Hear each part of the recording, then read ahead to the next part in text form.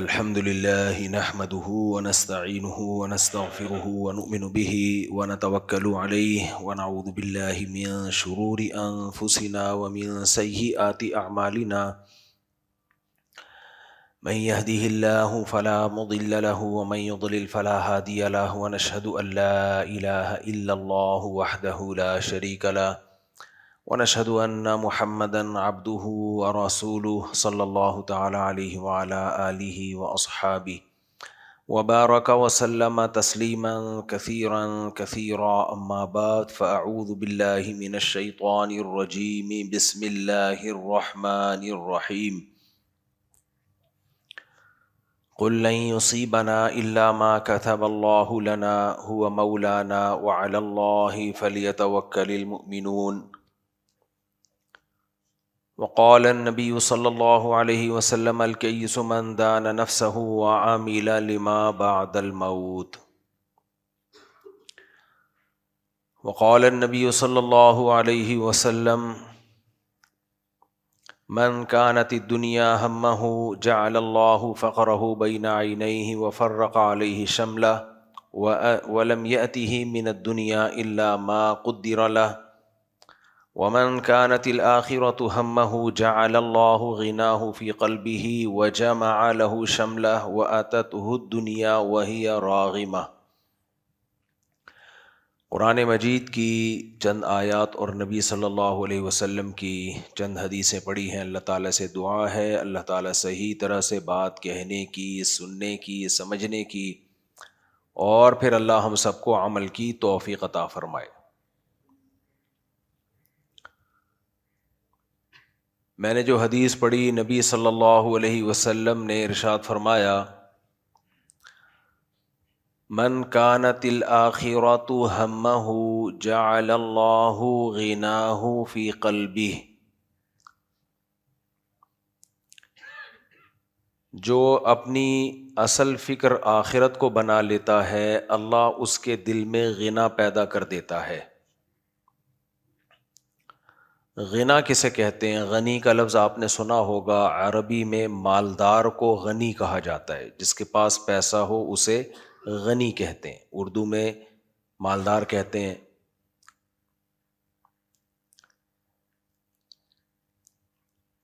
تو غنی کا جو لفظ ہے مالدار کو اس لیے کہا جاتا ہے کہ اصل میں غنی کا مطلب ہے بے پرواہ۔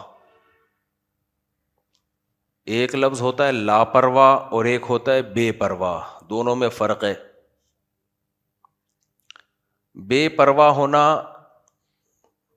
عیب نہیں ہے، برائی نہیں ہے، بلکہ ایک اچھی صفت ہے۔ لاپرواہ ہونا سست لوگوں کا کام ہے۔ جو بچہ گھر میں کام نہیں کر کے دیتا، چیزوں کا خیال نہیں کرتا، ہم اسے کہتے ہیں لاپرواہ ہے۔ لاپرواہی، جس کو لوگ آج کل کہتے ہیں لاپرواہی، اردو کا تو بیڑا غرق ہوا ہے نا۔ یہ لاپرواہی نہیں ہے، یہ لاپرواہی ہے۔ لاپرواہی کو کہ لفظ کے استعمال میں بھی لاپرواہی برتی جاتی ہے۔ خیر، اردو کا جنازہ ہے، ذرا دھوم سے نکلے۔ دنیا میں چھوٹی چھوٹی زبانوں کی لوگوں نے حفاظت کی ہوئی ہے۔ ہماری اتنی بڑی زبان ہے، انڈیا، پاکستان، بنگلہ دیش، پورے میں جس کو ہندی بھی وہی ہے، اردو بھی وہی ہے، ایک ہی چیز ہے، ٹوپی ڈرامہ کیا ہوا ہے، ہندی اردو الگ الگ نام دے کے۔ بھی انگریز اپنا منجن بیچ کے چلا گیا اور ہم ابھی تک اسی منجن کو سنبھال کے رکھا ہوا ہے۔ اس نے اردو زبان کو توڑنے کے لیے نا، ایک ہندو جو اردو بول رہے ہیں اس نے بولا ہندی بولو اس کو، مسلمان جو اردو بول رہے ہیں اس نے بولا اس کو اردو بولو، تو منجن بیچ کے چلا گیا۔ ہم ابھی تک اسی منجن میں تقسیم ہوئے ہیں کہ یہ ہندی ہے، یہ اردو ہے۔ تو خیر یہ تو ایک الگ بحث ہے، وہی اردو ہے، وہی ہندی ہے، وہی، اس کو ہندی بول لو، اس کو اردو بول لو۔ ہے اتنی بڑی زبان، لیکن دو ٹکڑوں میں کر کے بیڑا ہی غرق کر دیا اس نے۔ ہندو اس کو کسی اور رسم الخط میں لکھ لیتے ہیں، ہم اس کو عربی رسم الخط میں لکھ لیتے ہیں۔ خیر، تو اتنی بڑی زبان ہے، لیکن آپ دیکھو کیسی بے پرواہی برتی جا رہی ہے اس زبان سے۔ اچھا خیر، تو بے پرواہ ہونا الگ چیز ہے، لاپرواہ ہونا الگ چیز ہے۔ لاپرواہ کا مطلب تو یہ ہے کہ کنڈی نہیں لگاتا رات کو سونے سے پہلے، دکان میں تالا نہیں ڈالتا، گائے کے بچے کو کھلا چھوڑ دیتا ہے۔ میں تو وہ لاپرواہی کی باتیں کروں گا نا جو ہمارے گھر میں ہو رہی ہیں۔ گائے کے بچے کو آپ کھلا چھوڑ دیں، وہ سارا دودھ پی لے گا۔ خیر، تو پڑھائی میں دلچسپی نہیں لیتا، اپنے مستقبل کی فکر نہیں ہے، یہ سب چیزیں کہلاتی ہیں لاپرواہی۔ لاپرواہی بہت بڑا عیب ہے، اتنا بڑا عیب ہے کہ اگر یہ کسی شخص کی انفرادی زندگی میں ہو تو وہ تباہ و برباد ہے۔ یہ جو صدر میں اتنی بڑی آگ لگی، یہ بے پرواہی نہیں ہے، یہ کیا ہے؟ لاپرواہی۔ ایک چھوٹی سی جگہ پہ 1200 دکانیں ہیں، آگ بجھانے کا پہلے سے کوئی انتظام نہیں ہے۔ حکومت تو جو ہے وہ ہے، سب کو پتہ ہے حکومت کی کون سا ایسا کام ہے جس پہ کہا جائے کہ حکومت ذمہ دار ہے، لیکن ہماری اپنی ذمہ داریاں بھی تو بنتی ہیں۔ اب جب یہ آگ لگی ہے تو ہمارے دوستوں نے مشورہ کیا کہ ہم لوگ کو اپنے گھر میں پہلے سے خود سے انتظام کرنا چاہیے۔ چھوٹا سا سلنڈر آتا ہے، آپ لگا دیں گھر میں۔ تو ہم سب اجتماعی سطح پہ بے پرواہ ہیں۔ تو یہ بے پرواہی جب کسی شخص کی انفرادی زندگی میں ہوتی ہے تو جس معاملے میں بے پرواہی برتے گا، فطرت انتقام لے گی اس سے۔ فطرت بہت ظالم ہے، نہیں چھوڑتی، نہ کسی دیندار کو چھوڑتی ہے نہ کسی کافر کو چھوڑتی ہے۔ یہ لاپرواہی، سوری، بے پرواہی نہیں، لاپرواہی۔ اور بے پرواہی کا کیا مطلب ہے؟ استغنا، غنا۔ غنا کسے کہتے ہیں؟ جیسے مالدار آدمی کو ضرورت نہیں ہوتی کہ ایک آدمی کا اپنا بزنس چل رہا ہو، کروڑوں روپے کا، اربوں روپے کا، دنیا بھر میں ہو، اسے یہ پرواہ نہیں ہوتی کہ جمشید کا تعلق اس کے ساتھ اچھا ہے یا برا ہے، وہ اسے کوئی مالی نقصان پہنچا رہا ہے کہ نہیں پہنچا رہا، کیونکہ اس کے پاس اتنا ہے کہ اسے لوگوں کی ضرورت نہیں ہے، وہ بے پرواہ ہے۔ اللہ کی صفت ہے غنی، وہ بے پرواہ ہے، اسے کسی کی پرواہ نہیں ہے، کیونکہ وہ کسی کا محتاج نہیں ہے۔ تو غنا اچھی صفت ہے۔ غنا کا مطلب یہ ہے کہ آپ کسی کے محتاج نہیں ہیں، سر اٹھا کے جیتے ہیں۔ یہ تو شریعت چاہتی ہے، اسلام چاہتا ہے، ہر عزت دار آدمی سر اٹھا کے جینا چاہتا ہے۔ کیا خیال ہے؟ آپ کسی کے محتاج نہیں ہیں۔ تو چونکہ اکثر مالدار لوگ دوسروں کے محتاج نہیں ہوتے، اس لیے مالداروں کو غنی کہا جاتا ہے۔ لیکن اصل میں غنی مالدار کو نہیں کہنا چاہیے، اصل میں غنی جو کسی کا محتاج نہ ہو۔ تو یہ غریب بھی ہو سکتا ہے۔ کیسے ہو سکتا ہے؟ اس کے دل میں غنا ہو، وہ اپنے آپ کو تھوڑے سے بھی بہت مالدار سمجھتا ہو، وہ سمجھتا ہو کہ میری ضرورت ہے ہی اتنی۔ مجھے ایک مثال سے بات سمجھاتا ہوں۔ ایک آدمی کو 2 وقت کھانے کی روٹی ملتی ہے، اور ملتی بھی صرف روٹی اور دال ہے۔ اس کا خیال یہ تھا کہ میرے لیے ایک ٹائم کی روٹی بھی کافی ہے، اور خالی دال ملے تو بھی کافی ہے، روٹی کی بھی ضرورت نہیں ہے۔ تو اس کو ایک کے بجائے 2 ٹائم کی مل جائے، اور ایک ٹائم پہ روٹی کے بجائے پراٹھا مل جائے، وہ تو خوشی سے پاگل ہو جائے گا کہ نہیں ہو جائے گا؟ کیا خیال ہے؟ تو اس کے دل میں جو خوشی ہوگی، وہ اپنے آپ کو دوسروں کا محتاج نہیں سمجھے گا، وہ سمجھے گا کہ میری جتنی ضرورت تھی خدا نے مجھے اس سے زیادہ دے دیا ہے۔ تو اس پہ اتنا خوش ہو رہا ہوگا کہ بھائی بہت مل گیا۔ اور ایک آدمی وہ ہے جسے کروڑوں اربوں روپے ملے ہوئے ہیں، لیکن وہ یہ سمجھ رہا ہے کہ یہ کم ہے، میری 10 دکانیں ہیں، 11 ہونی چاہیے، 11 دکانیں ہیں 20 ہونی چاہیے، 20 دکانیں ہیں 40 ہونی چاہیے، مجھے صدر بھی مجھے ہی ہونا چاہیے، وزیر اعظم بھی مجھے ہی ہونا چاہیے، اگلے 5 سال کے لیے بھی بولو مجھے ہی ہونا چاہیے، میں 15 سال پورے کر کے جاؤں گا، پھر اگلے 5 سال کے لیے مزید مجھے ہی ہونا چاہیے، پھر اس کے بعد مجھے ہی ہونا چاہیے. وہ اسی میں ڈپریشن میں کبھی اس کے پاؤں پکڑ رہا ہے, کبھی ادھر جا کے چاپلوسی, کبھی اس کا مال کھا رہا ہے, کبھی اس کا حق دبا رہا ہے, کبھی جھوٹ بول رہا ہے, کبھی سچ بول رہا ہے. تو کیا مطلب, یہ لوگوں کا محتاج ہے یا نہیں ہے؟ اور جو کچھ اللہ نے اسے دیا ہوا ہے اس پہ اس کو قناعت نہیں ہے. تو شریعت کی نظر میں یہ دوسرا غریب ہے. پہلا کیا ہے؟ غنی ہے. پہلا کیا ہے؟ غنی. حضرت مولانا یعقوب نانوتوی رحمہ اللہ تعالی کی تنخواہ بڑھانے کا وقت آیا. انہوں نے مدرسے کی انتظامیہ نے کہا کہ آپ کی تنخواہ بہت کم ہے, تو ہم چاہتے ہیں تھوڑی سی بڑھا دیں. تو انہوں نے فرمایا ما کانا فی نفسی یعقوب حاجتن الا قضاہا. قرآن کی آیت یہ ہے, ما کانا حاجتن ما کانا الا حاجتن فی نفسی یعقوب قضاہا. یعقوب علیہ السلام نے جب اپنے بیٹوں کو مصر بھیجا تو سارے خوبصورت لمبے لمبے قداور بیٹے تھے اور 11 بیٹے. تو اتنے خوبصورت 11 بیٹے جب ایک دروازے سے داخل ہوں گے تو حضرت یعقوب علیہ السلام کو خطرہ ہوا کہ کوئی نظر نہ لگ جائے. لوگ بولیں گے اتنے گبلو جوان خوبصورت بڑے بڑے 11 کے 11, یہ کون ہے بھائی خوش قسمت باپ. تو ان کو تھوڑا خطرہ ہوا کہ نظر نہ لگ جائے, تو اپنے بچوں سے کہا لا تدخلوا من باب واحد, مصر شہر میں جب داخل ہو تو ایک دروازے سے داخل مت ہونا, مختلف دروازوں سے داخل ہونا. 2 ادھر سے چلے جائیں, 2 ادھر سے چلے جائیں, 2 ادھر سے. نظر سے بچنے کا اہتمام کیا انہوں نے.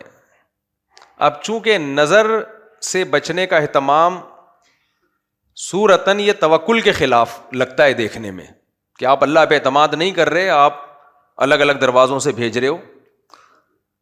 تو اس اشکال کا جواب یعقوب علیہ السلام نے خود دیا, حالانکہ کسی نے آپ سے سوال پوچھا نہیں تھا. اس سے پتہ چلتا ہے کہ کہیں بدگمانی کا موقع ہونا تو آپ کو خود ہی اس کو کلیئر کرنا چاہیے. آپ پہ اگر انگلی اٹھ سکتی ہے تو یہ نہیں کہ لوگ آپ پہ آ کے اعتراض کریں گے پھر آپ جواب دو گے. کہیں خطرہ ہو کہ لوگ بدگمان ہو سکتے ہیں, خود ہی کلیئر کر دو اس کو. ہمارے یہاں ہو کیا رہا ہے, خطرہ ہوتا ہے بدگمان ہوں گے, لوگ آ کے پوچھتے ہیں تو الٹا غصہ ہو جاتے ہیں کہ تم کون ہوتے پوچھنے والے, تم کیوں پوچھ رہے ہو. یعنی یہ فرض کر لیا کہ میں اتنا نیک ہوں کہ مجھے بہت نیک سمجھو, مجھ سے پوچھنے کی بھی اجازت نہیں ہے کسی کو. اتنا نیک مارکیٹ میں, اور اگر نیک ہوتا نا تو یہ تکبر سے اتنا کھوپڑی خراب نہ ہوتی. یہ کبر ہے, پوچھ لیا تو کیا ہو گیا بھائی, آپ بتا دو کہ بھائی یہ ہے. آج کل تواضع نہیں ہے تکبر ہے, اس کا لیبل اس کو تواضع کہا. تواضع آج کل اس کو کہتے ہیں یوں کر کے بیٹھا ہوا بس, یہ تواضع تھوڑی ہے, یہ تو اسٹائل ہے. تواضع بھی دل کی کیفیت کا نام ہے. آپ اپنے آپ کو بہت نیک سمجھ رہے ہو, کیوں سمجھ رہے ہو بھائی, تم بھی انسان ہو جیسے سارے انسان ہیں. روٹی کھاتے ہو, بیت الخلا جاتے ہو, گھنٹوں گھنٹوں بیٹھتے ہو وہاں جا کے. تو تبھی مولانا اشرف علی تھانوی کہتے تھے لوگ میرے پاس آتے ہیں بیعت کر کے, کہتے ہیں ہمیں بھی بزرگ بننا ہے. فرمایا انسان کے بچے بن جاؤ, بزرگ بننے کی ضرورت نہیں ہے. بس فرمایا بزرگ بننے کا ہر ایک کو شوق ہوتا ہے, انسان بننے کا لوگوں کو شوق نہیں ہوتا. اچھے انسان بنو, بس اسی کو بزرگ بولتے ہیں. مارکیٹ میں بزرگ مل رہے ہیں نا عجیب ٹائپ کے. جو بزرگ ہوتا ہے اس میں تواضع ہوتی ہے. پہلے بزرگوں کی طرف سے خلافت ملتی تھی نا تواضع دیکھ کے, کہ یہ میرا مرید ہے, اس میں تواضع ہے, عاجزی ہے, انکساری ہے, اللہ کا خوف ہے, وہ خلیفہ ہوتا تھا. آج کل خلیفے کا کھوپڑا جو آؤٹ ہوتا ہے وہ سمجھتا ہے کہ میں خلیفہ ہوں تو میں کوئی الگ سی فلم ہوں. سب انسان ہیں, انسان کے بچے بن کے. مجھے بہت غصہ آتا ہے جو تکلف والے لوگ ہیں نا, میری بنتی نہیں ہے بالکل بھی. سیدھے سیدھے رہو جیسے ساری دنیا رہتی ہے. تو بھلک سے تم کوئی نئی مخلوق ہو کیا, بزرگ ہے تو کیا کریں, تمہارا بچا ڈالیں ہم. ہمیں عزت دینی ہے اپنے ماں باپ کو, جو ہم سے بڑے ہیں علماء, رسپیکٹ سے ملنا ہے ان سے بس. سارے بڑے ہمارے لیے کیا ہیں, اور جو آپ کے پیر و مرشد ہیں ان کو زیادہ رسپیکٹ دو. لیکن ہے وہ بھی انسان بھائی. کہاں سے کہاں بات چلی گئی بیچ میں, یہ قیام و طعام جو آتا رہتا ہے نا. ہاں مولانا یعقوب، وہ میں قرآن کا واقعہ سنا رہا تھا کہ یعقوب علیہ الصلاۃ والسلام پیغمبر تھے، اپنے بیٹوں کو انہوں نے کہا کہ مختلف دروازوں سے داخل ہو.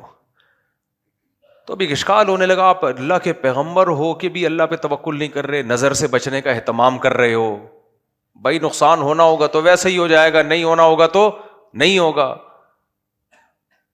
تو کسی نے اشکال کیا نہیں، لیکن خود قرآن نے بلکہ جواب دے دیا، بلکہ خود یعقوب علیہ السلام نے پہلے جواب دیا کہ میں تمہیں اللہ سے بے پرواہ نہیں کر رہا، اللہ نقصان پہنچانا چاہے گا تو مختلف دروازوں سے داخل ہو کے بھی نقصان پہنچا دے گا. ما اغنی عنکم من اللہ شیئا، میں اللہ سے نہیں بچا رہا، اللہ سے نہیں لڑ رہا ہوں. اور اگر اللہ بچانا چاہے گا سارے ایک گیٹ سے داخل ہوگے تو بھی کچھ نہیں ہوگا. ایسا نہیں ہے کہ میں اللہ پہ توکل نہیں کر رہا، بلکہ ما کانا الا حاجتن فی نفس یعقوب قضاها، یعقوب علیہ السلام کے دل میں ایک حاجت تھی کہ احتیاط کرنے میں کیا جا رہا ہے، بھئی جانا تو ہے ہی، مختلف دروازوں سے چلے جائے تو کیا جا رہا ہے اس میں. تو ایک دل میں ایک خلش تھی، جو کہتے ہیں نا بھائی میری چھٹی حص کہہ رہی ہے یار احتیاط کر لو، تو کیا جا رہا ہے، اس راستے سے نہیں گزرنا چاہیے، ادھر سے چلے جاؤ. حالانکہ اس راستے پہ بھی کوئی خطرہ نہیں ہے، لیکن ایک زندگی بھر کا ایک غم رہے گا کہ کاش ہم یوں کر لیتے، یوں نہ کرتے. تو یعقوب علیہ السلام کے بارے میں قرآن کہتا ہے ما کانا الا حاجتن فی نفس یعقوب، یہ صرف یعقوب علیہ السلام کے دل میں ایک خواہش تھی کہ پوری ہو جائے، تو انہوں نے اس کو پورا کر لیا. لیکن ان کا اصل اعتماد کس پر تھا؟ اللہ پر.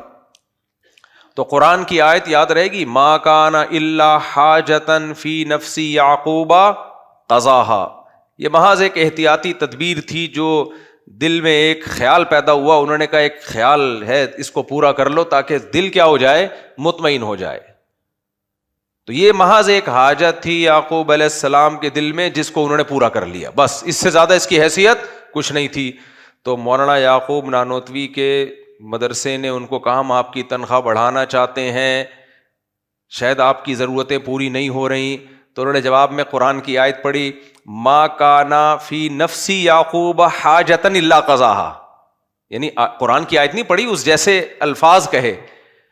اور کیا مطلب؟ حاجت کے لفظ کو مؤخر کر دیا، یعقوب کے لفظ کو پہلے لے آئے. کیا مطلب؟ ما کان فی نفسی یعقوب حاجتن، بھائی یعقوب کے دل میں جتنی بھی حاجتیں ہیں قضا وہ پوری کر چکا ہے، مزید کسی حاجت کو پورا کرنے کی ضرورت نہیں ہے. بھائی یعقوب علیہ السلام کے دل میں تو ایک حاجت تھی نا کہ دروازے مختلف دروازوں سے جائیں، تو انہوں نے وہ حاجت پوری کر لی. تو یعقوب نانوتوی کہتے ہیں یہ والا جو یعقوب ہے جس کے دل میں کوئی حاجت ہے نہیں جس کو پورا کرنے کی کوشش کی جائے، تو وہ والے یعقوب کے دل میں تو ایک حاجت تھی، انہوں نے کر لی. میرے پاس تو کوئی حاجت ہی نہیں ہے تو میں کیا پورا، جیسے میری تنخواہ بڑھانے کی ضرورت نہیں ہے. نہیں یار میرا خیال ہے اب آپ اماموں کی تنخواہیں اور کم کر دینا، جا کے یہ بیان سن کے پہلے بیچاروں کو نچوڑا ہوا ہے. یہ حدیثیں جا جا کے لوگ نا اماموں کو سنا رہے ہوتے ہیں واقعات. اپنے لیے استغنا ہے، دوسرے کے لیے کیا ہے، ہاتھ کھلا ڈلا رکھو. اپنے باس کو جا کے بولو کہ مجھے تنخواہ کی ضرورت نہیں ہے. میرا مقصد یہ نہیں ہے کہ آپ اپنی کمپنی میں تنخواہ بڑھانے کی بات نہ کریں، وہ تو بات کریں، تو دنیا کا طریقہ ہے، جو آپ کا حق ہے آپ کو ملنا چاہیے. دل میں کیا پیدا کرو، اللہ سے یہی کہو اے اللہ میری تو نے تمام حاجتیں پوری کر دی ہیں، جو حق ہے وہ تو لیں آپ، لیکن جو حق نہیں ہے اس سے کیا ہو، مستغنی.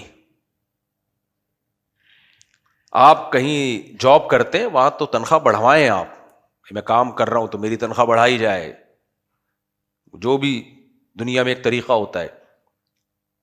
لیکن جہاں آپ نہیں کر رہے کچھ، رشتہ داروں سے آپ کا کیا لینا دینا بھائی، تو لینے کے بجائے دینا سیکھیں. کچھ گھنے ہوتے ہیں دوستوں کی دعوت میں ہمیشہ ان کا خرچہ کرا رہے ہوتے ہیں، پیڑے کھا رہے ہوتے ہیں بیٹھ کے. دینا سیکھو، دینا. تو غنا کیا ہے؟ دل کا غنا. غنا کا مطلب کیا ہے؟ اللہ نے مجھے جو دیا ہے وہ میری ضرورتوں سے زیادہ نہیں بلکہ بہت زیادہ ہے، ضرورت ہی نہیں ہے مجھے. جب ضرورت نہیں ہے تو کسی کے سامنے ہاتھ پھیلائے گا؟ ہے بھائی؟ آپ کہہ سکتے کیوں ضرورت نہیں ہے، غربت دیکھو، مہنگائی دیکھو، یہ مولوی لوگ ممبر پہ بیٹھ کے باتیں کرتے ہیں، ان کے تو چندے آ رہے ہوتے ہیں، حالانکہ کوئی چندہ بندہ نہیں آ رہا. میرے پاس تو گفٹ میں خوشبوئیں آتی ہیں، جو آتا ہے جے ڈاٹ کی ایک تھیلی ڈال کے اس میں خوشبو مجھے دے رہا ہوتا ہے. کل ایک صاحب آئے وہ بھی جے ڈاٹ لے کے، میں نے کہا میرے پاس اتنی خوشبوئیں جمع ہو رہی ہیں، میں سوچ رہا ہوں ان تمام خوشبوؤں پہ ٹی ڈاٹ لکھوا کے اپنا بزنس شروع کر دوں. بہترین آپشن آ گیا میرے پاس. جے ڈاٹ کا آدھا بزنس تو مجھ سے چل رہا ہے بھائی. جس نے خوشبو گفٹ کرنی ہوتی ہے، جس نے کوئی گفٹ دینا ہوتا ہے، جاتا ہے جے ڈاٹ پہ خوشبو خریدی اور میرے پاس آفس میں لا کے رکھ دی. تو میرے پاس بہترین آپشن ہے. میں ان خوشبوؤں پہ کیا سوچ رہا ہوں، میں سوچ رہا ہوں اس پہ ٹی ڈاٹ لکھوا دوں، اور مجھے تو اب کوئی پروڈکٹ بنانے کی ضرورت نہیں، بنی بنائی پروڈکٹ مل رہی ہے. میں کیا کروں گا اتنی خوشبوؤں کا بھائی؟ اور یہ میں تو وہ الکوہلک خوشبو ویسے ہی نہیں لگاتا، اس لیے نہیں کہ ناجائز ہے، جائز ہے وہ بھی، لیکن مجھے دیسی چیزیں ہی پسند ہیں. آرٹیفیشل چیزیں، یہ الکوہلک خوشبو تو کیمیکل ہے، تو دماغ میں چڑھتی ہے، پتہ نہیں اچھی کیسے لگتی ہے لوگوں کو. کہیں الکوہلک خوشبوئیں لگی میں جا کے تھوڑی دیر میں دماغ چکرانے لگتا ہے. آرگینک خوشبوئیں آپ دیکھو، چنبیلی ہے، گلاب ہے، امبر ہے، خس ہے، اوریجنل عود ہے. آج کل اوریجنل عود نہیں آ رہا، جو اوریجنل عود ہے آپ دیکھو دماغ معطر ہو جاتا ہے. گھنٹوں بیٹھے رہو گے کچھ نہیں ہوگا. رات کی رانی کی خوشبو دیکھی ہے نا؟ کبھی سر میں درد ہوتا ہے اس سے؟ ہے کیونکہ آرگینک ہے. تو دیسی کھایا کرو. شادیاں کرنا بھی دیسی لوگوں کا کام ہے، ولایتی لوگ شادی نہیں کرتے. انگریز ولایتی ہے نا، شادی تھوڑی گرل فرینڈ رکھتا ہے. بچے پیدا کرنا پڑھے لکھے لوگوں کا کام ہے، یہ میرے جیسے دیسیوں کا کام ہے. بولو، پڑھے لکھے لوگوں کے تو ایک بچہ ہوتا ہے جس کو دنیا میں پڑھا لکھا سمجھا جاتا ہے. میں یہ نہیں کہہ رہا کہ میں جاہل ہوں، یعنی پڑھے لکھے کو، جو دنیا میں پڑھے لکھے کا جو مفہوم ہے، وہ تو ایجوکیٹڈ لوگ تو شادی نہیں کرتے بھائی. 40 سال 50 سال کے بعد شادی، اور ایک بچہ، وہ بھی بہت ہی پڑھا لکھا، پیدائشی پڑھا لکھا ہوتا ہے. وہ اس کو اتنی تمیز سکھاتے ہیں، آداب ایک ہے نا، بڑی تمیز سے پالتے ہیں، تربیت بہت ٹائٹ کرواتے ہیں اس کی. آئیے بیٹھیے جائیے کھائیے، یہ اس کو سکھا کہتے ہیں ایک پلاؤ ایک رکھو مگر تمیز سے پالو. اور دیسیوں کے، میرے جیسے دیسی کی 4 بیویاں ہوتی ہیں، دے مر 4.5، ہر سال نیا پروڈکٹ آ رہا ہے مارکیٹ میں. پھر لوگ کہتے ہیں تربیت کہاں ہوگی. تو یہ کام ہم نے دیسیوں والا کیا. ہم لوگ مجھے کہتے ہیں بدل گیا ہے، بدلا ہوتا بھائی ہم دیسی ہی ہیں، اللہ کا شکر ہے ہم دیسی ہیں. تو دیسی کام کیے کہ نہیں کیے؟ یہ ولایتی لوگوں کا کام نہیں ہے. پراٹھے بھی دیسی گھی کے کھاتے ہیں، اور کھاتے بھی پراٹھا ہیں. دیسی لوگ پراٹھے کھاتے ہیں؟ دیسی لوگ پراٹھا نہیں کھاتے، دیسی لوگ بریڈ کھاتے ہیں. اب تو ڈبل روٹی کہنا بھی چھوڑ دیا انہوں نے. اب کیا کہتے ہیں؟ ڈبل روٹی بھی، پرانے لوگ اس کو ڈبل روٹی کہتے تھے. بریڈ کھاتے ہیں. کیا کھاتے ہیں؟ بریڈ. اس پہ جیم لگاتے ہیں، بلیو بینڈ مکھن. دودھ بھی پیکنگ کا پیتے ہیں. ان کو تو یہ جو گائے اور بھینسوں کے دودھ میں اسمیل، بدبو بھی نہیں آتی ہے، اسمیل آتی ہے. کیا آتی ہے ان کو؟ اسمیل. خیر یہ تو بڑے قصے ہیں. تو اللہ کا بڑا فضل ہو گیا، اللہ نے مجھے دیسی ہی بنایا، اور میرے شوق بھی کون سے رکھے؟ دیسی رکھے. خوشی اسی میں ہے میرے بھائی. یہ جو آرٹیفیشل زندگی ہے نا، بکواس ہے یہ. اچھا آج کل مارکیٹ میں بزرگ بھی ولایتی آ رہے ہیں.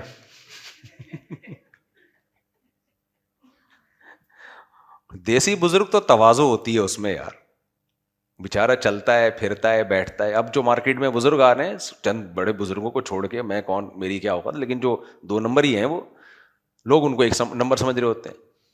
ان کے چلنے کا اسٹائل دیکھو. دلہن کو جب رخصت کر کے نا پرانے زمانے میں لے کے جاتے تھے، کیسے خراما چل رہی ہوتی تھی، شرم کی وجہ سے چلا نہیں جاتا تھا. گردنیں دیکھ لو. ایک بزرگ کو میں جانتا ہوں، ہر وقت اس کی خانقاہ کے باہر موٹے موٹے دمبے، بکرے بھی نہیں، اور اس کی اپنی گردن بھی ماشاء اللہ اتنی موٹی ہے. میں نے کہا یہ بزرگ ہے یار, جماعت سے نماز نہیں ہے. وہ سمجھتے ہیں کہ یہ بے وقوفوں کا کام ہے مسجد میں آ کے جماعت سے نماز پڑھنا. رکشے ٹیکسی, بزرگوں کے پاس ٹائم ہی نہیں ہے مسجد میں جماعت سے نماز پڑھنے کا.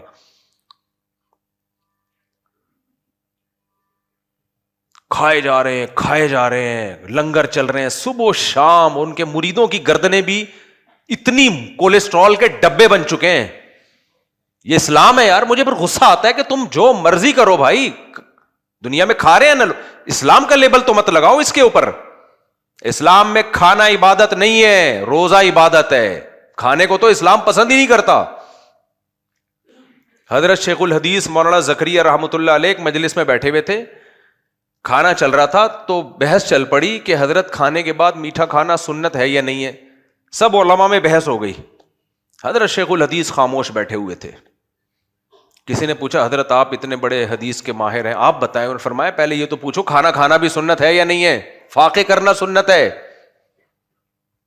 کھانا کھانا تھوڑی سنت ہے. یہ اب میں پراٹھوں پر بیان کرتا ہوں لیکن میں نے کبھی سنت قرار دیا اس کو ہے بھائی ہمارا اپنا عمل ہے, یہ سنت نہیں ہے.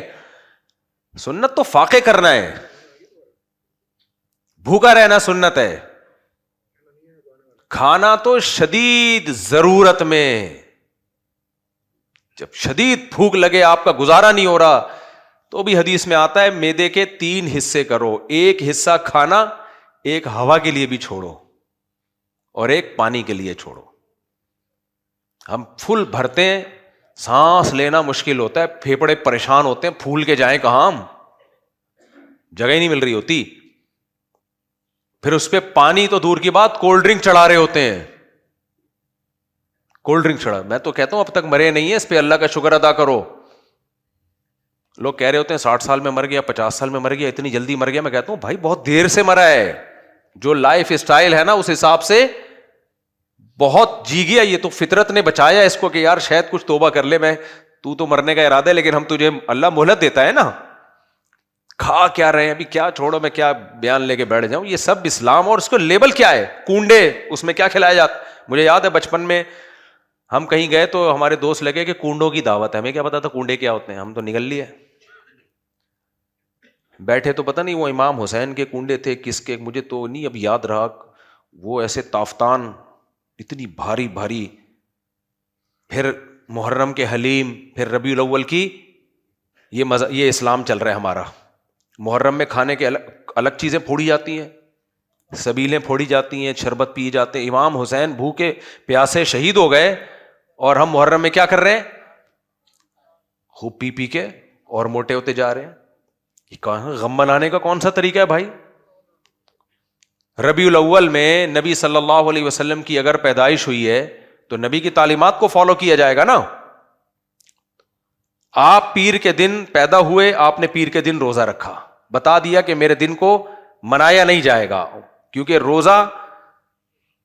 روزہ اور عید جمع نہیں ہو سکتے. اور اگر کسی کو شوق ہے تو کھانا پینا چھوڑ دے. ہم اسی دن دبا کے پھوڑتے ہیں, حلوے, مانڈے, رسگلے, زردے, سب میٹھی چیزیں جو ساری باڈی کو سست کر. میں نے ایک دفعہ بیان کیا تھا, اسلام نے جو خوراکیں بتائی ہیں نا, ایک خوراک بھی ایسی نہیں ہے جو باڈی میں سستی پیدا کرے. نبی صلی اللہ علیہ وسلم نے دعا مانگی, اللہم انی اعوذ بک من الکسل, اے اللہ میں سستی سے تیری پناہ مانگتا ہوں. اس سے پتہ چلتا ہے ہمارے نبی کو چستی پسند تھی, سستی پسند نہیں تھی. تو ہر وہ چیز جو آپ کو سست کر دے اسلام اس کو پسند کرے گا. دیکھو اسلام زنا کو ناپسند کرتا ہے کہ نہیں کرتا. اس لیے اسلام نے کہا زنا کے قریب بھی مت جاؤ, کیونکہ جب زنا حرام ہے تو ہر وہ چیز جو زنا کے قریب لے کے جائے وہ بھی کیا ہے, حرام. لہذا آپ نے فرمایا آنکھیں بھی زنا کرتی ہیں, کان بھی زنا کرتے ہیں, زبان بھی زنا کرتی ہے. یعنی غیر عورت سے کو دیکھو بھی مت, اس سے دلچسپی مت لو, اس کی باتوں کو مت سنو. یہ تمام چیزیں زنا کے قریب لے کے جاتی ہیں. اسلام کا اصول ہے, اسلام جب کسی چیز کو حرام قرار دیتا ہے تو اس کے مقدمات کو بھی حرام قرار دے دیتا ہے. عورت جب طلاق ہو جائے, طلاق بائن ہو یا شوہر مر جائے, عدت میں ہوتی ہے تو عورت سوگ منائے گی, زینت اختیار نہیں کرے گی. کیوں؟ اس لیے کہ ایک وجہ تو یہ کہ شوہر کی نعمت چھن گئی، اس سے سوگ منائے وہ. دوسری ایک بڑی وجہ کیا ہے کہ اس دوران اس کے لیے نکاح حرام ہے. تو جب نکاح حرام ہے تو زینت اختیار کرنا جس سے لوگوں کی اس کی طرف رغبت ہو اور وہ نکاح کا پیغام بھیجیں، یہ عمل بھی حرام کر دیا شریعت نے. سمجھ میں آ رہی ہے بات کہ نہیں آ رہی ہے؟ بھائی نکاح حرام تھا نا اس دوران، تو اگر وہ زیب و زینت اختیار کرتی، مردوں کی طبیعت مائل ہوتی، مرد نکاح کا پیغام بھیجتے. تو اسلام نے کہا نہیں، چونکہ نکاح حرام ہے، وہ کام بھی حرام ہے جس سے لوگ تمہاری طرف نکاح کی رغبت کریں. عدت ہو جائے پھر زینت اختیار کرو. میں سمجھا پا رہا ہوں اپنی بات؟ یعنی اسلام جب کسی چیز کو ناجائز قرار دیتا ہے تو وہ ہر اس کام سے بھی روک دیتا ہے جو اس ناجائز کی طرف لے کر جائیں. دیکھو اسلام نے جب شراب کو حرام قرار دیا تو ابتدائے اسلام میں شراب کے برتن بھی حرام کر دیے، اس کو بھی توڑ دو.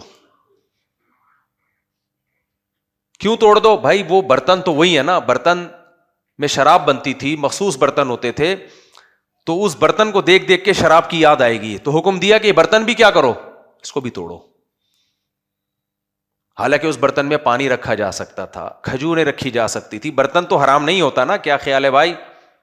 برتن کا کیا قصور ہے بھائی؟ لیکن چونکہ یہ وہ برتن ہے جس میں شراب ہوتی تھی، نبی صلی اللہ علیہ وسلم نے ان برتنوں کو بھی توڑنے کا، ان مٹکوں کو توڑنے کا حکم دیا جن میں شراب بنتی ہے. کیونکہ توبہ کرنے کے بعد اگر وہی برتن پہ نظر پڑے گی، بار بار شراب کی یاد آئے گی. کچھ لوگ برائی سے توبہ کرتے ہیں لیکن انہی جگہوں پہ گھوم رہے ہوتے ہیں جا جا کے. تو اس سے ہمیں ایک بات پتہ چل گئی کہ اسلام جب کسی چیز کو حرام قرار دیتا ہے تو اس حرام کی طرف لے جانے والے راستوں کو بھی بین کر دیتا ہے. اب اصول سمجھ میں آ گیا کہ نہیں آیا؟ اب ہم آتے ہیں، اسلام میں سستی حلال ہے یا حرام ہے؟ اسلام کو سست آدمی پسند ہے یا چست؟ نبی نے چستی سے پناہ مانگی ہے یا سستی سے؟ تو اس سے پتہ چلتا ہے کہ ہر وہ چیز جو آپ میں سستی پیدا کرے وہ بھی نبی اور اسلام کو پسند. یار اتنے سستوں کے نہیں ہے کہ جملہ تمہارے منہ سے نہیں نکل رہا، نہیں ہے تو بول دیا کرو نا. تو اسلام نے جب سستی کو ناپسند کیا ہے تو ہر وہ چیز جو آپ کی باڈی میں سستی پیدا کرے اسلام اس کو بھی ناپسند کرے گا کہ نہیں کرے گا؟ اسلام میں صحت پسندیدہ ہے یا بیماری؟ صحت، کیونکہ نبی صلی اللہ علیہ وسلم نے ہمیں بہت ساری چیزیں بتائیں جن میں ہماری صحت ہے. اگر بیماری اسلام میں پسندیدہ ہوتی تو نبی وہ بتاتے کہ یہ کھایا کرو، اس سے بیمار ہو جاؤ گے. کیا خیال؟ نبی نے بتایا کلونجی میں ہر بیماری سے شفا ہے، ترغیب دی نا کلونجی کی، شہد کی، وغیرہ وغیرہ. تو اس لیے کہ شفا پسندیدہ چیز ہے. ہاں بیماری اگر اللہ کی طرف سے ہو تو آزمائش ہے، اس میں صبر کرنے کا حکم ہے. آپ نے فرمایا المؤمن القوی احب الی اللہ من المؤمن الضعیف، صحت مند مومن، طاقتور مومن اللہ کو کمزور سے زیادہ محبوب ہے. تو اس سے پتہ چلتا ہے اسلام میں طاقت، قوت، صحت، چستی، یہ ساری چیزیں کیا ہیں؟ پسندیدہ ہیں. سمجھتے ہو کہ نہیں سمجھتے؟ تو جب پسندیدہ ہیں تو اب مجھے بات بتاؤ، میٹھا کھانے سے چستی آتی ہے یا سستی؟ بولتے کیوں نہیں؟ سستی آتی. تو میٹھا کھانا پسندیدہ ہو سکتا ہے؟ کھانا زیادہ کھانے سے چستی آتی ہے یا سستی؟ تو کیسے اسلام پسند کر سکتا ہے لڈو پھوڑنے کو میرے بھائی؟ لوگ کہتے ہیں، حدیث میں آتے ہیں نبی کو حلوہ پسند تھا. وہ حلوہ یہ حلوہ نہیں تھا، وہ میٹھا پسند تھا جو کھجور یا شہد نیچرل ہے، وہ بھی بہت تھوڑی مقدار میں، اور وہ بھی بھوک میں، شدید ترین بھوک میں کھجوریں کھانے کا میٹھا. یہ تو ضرورت ہے انسان کی، اتنی کیلوریز تو چاہیے نا انسان کی باڈی کو. میٹھا تو نیچر ہے، انسان ہر انسان کو پسند ہے. لیکن کون سا میٹھا؟ اسلام دین فطرت ہے، وہ میٹھے پہ پابندی تھوڑی لگائے گا جتنی آج کل کیٹو ڈائٹ والے ڈاکٹروں نے لگا دی ہے. تو پاگل ہوئے ہوئے. ایک ڈاکٹر کہہ رہے ہیں میٹھا نہ کھائیں، میٹھا نہ. میں یوٹیوب پہ بہت میڈیکل سائنس کی ویڈیوز بہت دیکھتا ہوں. ایسا میٹھے کو پابندی لگائی ہے نا، یا تو کوئی شوگر کا مریض ہو یا کوئی الگ سے کوئی اس کو یہاں پر اسپیڈ بریکر بنانے ہو اپنے، تو ایک الگ بات ہے. نارمل آدمی جو ہے وہ میٹھا انسان کی فطرت ہے، تو بالکل اس کو وہ کہہ رہے ہیں کہ میٹھے میں دودھ پہ بھی پابندی لگا دی کہ اس میں بھی تھوڑا سا میٹھا ہوتا ہے. ابے کتنا سا میٹھا ہوتا ہے دودھ میں یار، تو اتنا بھی نہیں ڈاکٹروں کو فری کرایا کرو، نارمل رہنا چاہیے انسان کو، انسان کا بچہ بن کے. تو چینی وینی چھوڑ دے آدمی، میٹھی چائے چھوڑ دے، یہ سب چینی تو ہے ہی نہیں نا اتنا، کہ جو کھجور ہے شہد ہے یہ تو کھائے گا بھائی ایسی کی تیسی، لیکن اعتدال سے کھاؤ. ہاں یہ ضرور ہے کہ نبی صلی اللہ علیہ وسلم نے کھجوریں کھائی ہیں شدید ترین بھوک میں، آپ کھایا کرتے تھے. اور ہم جو کھجور کھاتے ہیں 2 پراٹھے کھانے کے بعد، حکیم صاحب نے کہا ہوتا ہے 10 کھجوریں صبح 10 کھجوریں شام. تو حکیم صاحب کا مطلب یہ ہوتا ہے کہ صبح کا ناشتہ ہی 10-11 کھجوروں سے ہوگا بس، اور پھر سارا دن آپ نے محنت بھی کرنی ہے. صحابہ کرام اگر 8-10 کھجوریں کھا لیتے تھے تو سارا دن محنت کرتے تھے، کدال لے کے کھیتی باڑی کرنا، ہل چلانا، جنگیں لڑنا، یہ 8-10 کھجوروں پہ ہو جاتا تھا ان کا. 8-10 بھی میں نے زیادہ کہہ دی، بعض جنگوں میں تو 4-4 کھجوریں کھائی ہیں اور جنگیں لڑی ہیں انہوں نے. ہمیں قبلہ حکیم صاحب نے کہا ہوتا ہے صبح 11 کھجوریں کھائیں، تو ہم 3 پراٹھے کھانے کے بعد کتنی کھجوریں کھاتے ہیں؟ 11 کھجور. ایک صاحب مجھے کہنے لگے دودھ بہت نقصان دہ چیز ہے. میں نے کہا کیسے نقصان دہ؟ تو سنت ہے نبی صلی اللہ علیہ وسلم دودھ تناول کیا آپ نے، کہتے ہیں یار جب بھی پیو یہ ہوتا ہے فلانا ہوتا ہے. تو آپ تو کہتے ہو حدیث میں آتا ہے آپ صلی اللہ علیہ وسلم نے تازہ دودھ پیا ہے، تو میں تو تازہ دودھ پیتا ہوں، مجھے تو یہ بلغم ہو جاتا ہے فلانا ہو جاتا ہے. میں نے کہا کیسے؟ کہہ رہے صبح ناشتے کے بعد. تو ناشتہ تو کر لیا نا تو نے بھائی. نبی نے اول تو ناشتہ کیا نہیں ہے، نبی صلی اللہ علیہ وسلم نے جو دودھ پیا ہے نا وہ ایسے پیا ہے کہ جب شدید بھوک لگی ہے تو کھانا ہی دودھ تھا. سمجھ رہے ہیں کہ نہیں سمجھ رہے؟ بس دودھ. تبھی آپ نے فرمایا دودھ ایک ایسا کھانا ہے، صحیح حدیث ہے، جو کھانا اور پینا دونوں سے کافی ہے. یعنی پیاس کی جگہ بھی آپ کو بھوک بھی لگ رہی ہے، پیاس بھی لگ رہی ہے، تو نبی نے فرمایا، حدیث کا مفہوم بیان کر رہا ہوں، کہ جس نے دودھ پی لیا تو اب نہ کھانے کی ضرورت اور نہ ادھر توجہ، نہ کھانے کی ضرورت اور نہ پینے کی ضرورت. بس میں نے اس پہ حدیثیں جمع کی تھی. آپ صلی اللہ علیہ وسلم گھر تشریف لائے، شدید بھوک، شدید بھوک. اور نبی کی بھوک کا مطلب کیا ہوتا تھا؟ دوپہر کو نہیں کھایا، صبح بھی نہیں کھایا، پچھلی رات کھایا ہے، وہ والی بھوک. اس شدید بھوک میں آپ نے بکری کا دودھ پیا ہے، بس کھانا ہو گیا. یہ والا دودھ باڈی پہ ٹھا کر کے لگتا ہے. ہم جو دودھ پی رہے ہیں، ایک تو اس میں گوالے کا دودھ زیادہ ہے، بھینس کا کم ہے. پھر اس دودھ میں ٹیکے ٹھوکے گئے ہیں. گائے کہہ رہی ہے کہ میں نے اتنا دودھ دینا، اس سے زیادہ میں میری ہڈیوں کا جوس نکل آئے گا، نہیں ہے میرے پاس دودھ. گوالا اس کے ٹیکا لگاتا ہے، بولتا ہے تیرے باپ کو بھی دینا پڑے گا، 4 کلو اضافی نکالتی ہے. تو یہ والا، یہ اس کا اسلام ذمہ دار نہیں ہے، سمجھتے ہو؟ اسلام اس کا ذمہ دار نہیں ہے. خیر کہاں نکل لی ہم. تو میں یہ کہہ رہا تھا کہ جب سستی اسلام میں ناپسند ہے تو ہر وہ چیز جو آپ کی باڈی میں سستی پیدا کرے وہ بھی کیا ہے. تو اب خانقاہوں میں پہلے زمانے میں ونس اپون اے ٹائم روزے رکھوائے جاتے تھے، اب لنگر پہ لنگر آ رہا ہے، کھائے جا رہے ہیں، اتنی موٹی موٹی گردن، کولیسٹرول کے پورے گول ڈبے. بار بار میں کہتا ہوں فطرتاً اگر کوئی بھاری جسم کا ہے تو وہ اللہ کی طرف سے. بعض ایسے اہل اللہ ہیں، بزرگان دین ہیں، بہت تھوڑا کھاتے ہیں، جسم بہت بھاری ہے. ایسے صحابہ بھی تھے، تابعین بھی تھے. وہ کس کی طرف سے ہے بھائی؟ وہ اللہ کی طرف سے. میں اپنی دادی کا تذکرہ کرتا ہوں نا اکثر، میری دادی بہت بھاری جسم تھا لیکن بہت تھوڑا کھاتی تھی، روزے رکھتی تھی. قدرتی طور پہ جسم بھاری تھا، وہ تو ہوتا ہے. یہ موٹاپا برا نہیں ہے، یہ تو اسٹرکچر ہے، کسی کا اسٹرکچر باریک ہے، کسی کوئی موٹا ہے، کوئی، یہ تو اللہ کا بنایا ہوا ہے. وہ موٹاپا جو کھانے کی وجہ سے ہوا ہو وہ اسلام میں برا ہے. نبی صلی اللہ علیہ وسلم کی بخاری کی حدیث ہے کہ سب سے بہتر میرا زمانہ، پھر اس کے بعد والا، پھر اس کے بعد والا. پھر آپ نے فرمایا برائیاں آئیں گی، برائیوں میں جھوٹ آئے گا اور موٹاپا آئے گا. جھوٹ اور موٹاپے کو ایک ساتھ ذکر کیا جا رہا ہے. لوگ جھوٹی گواہیاں دیں گے اور موٹاپا آئے گا. کیوں؟ کھائیں گے زیادہ، ہر وقت کھانے کی فکر. کچھ علاقے ایسے ہیں، ان سے پوچھو آپ کہاں سے آ رہے ہو، کھانا کھا کے آ رہا ہوں. کدھر جا رہے ہو؟ کھانا کھانے جا رہا ہوں. کھا کے آ رہا ہے، کھانے جا رہا ہے، بس یہی سارا دن یہی رہے گا.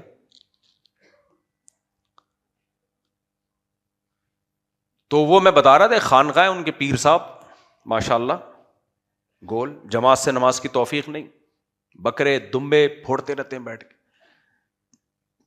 مریدین بھی ماشاء اللہ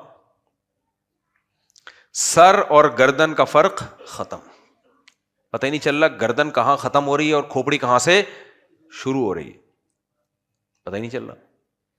تو بھائی ٹھیک ہے، ان کی انڈیویجول لائف ہے، ہر شخص کی اپنی لائف ہوتی ہے، کھائے پیے. کس نے وہ بولے گا مفتی صاحب تم سے پیسے لے کے تھوڑی کھا رہے ہیں، تو ٹھیک ہے، مذہب کا لیبل مت لگاؤ اس کے اوپر. اس کے اوپر یہ نہیں کہو حضرت جی ایسے نہیں ہو سکتے. صحیح ہے نا؟ حضرت جی ہوتے روزے رکھتے، کم کھاتے. تو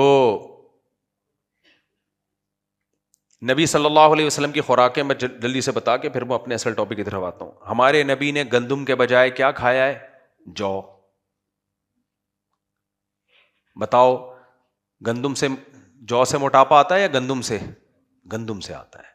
ہمارے نبی کی خوراک زیادہ کیا تھی؟ جو، وہ بھی بغیر چھنا آٹا، چھلکے کے ساتھ. میٹھے میں ہمارے نبی نے کھجور کا استعمال کیا ہے، اس میں فائبر بہت ہے.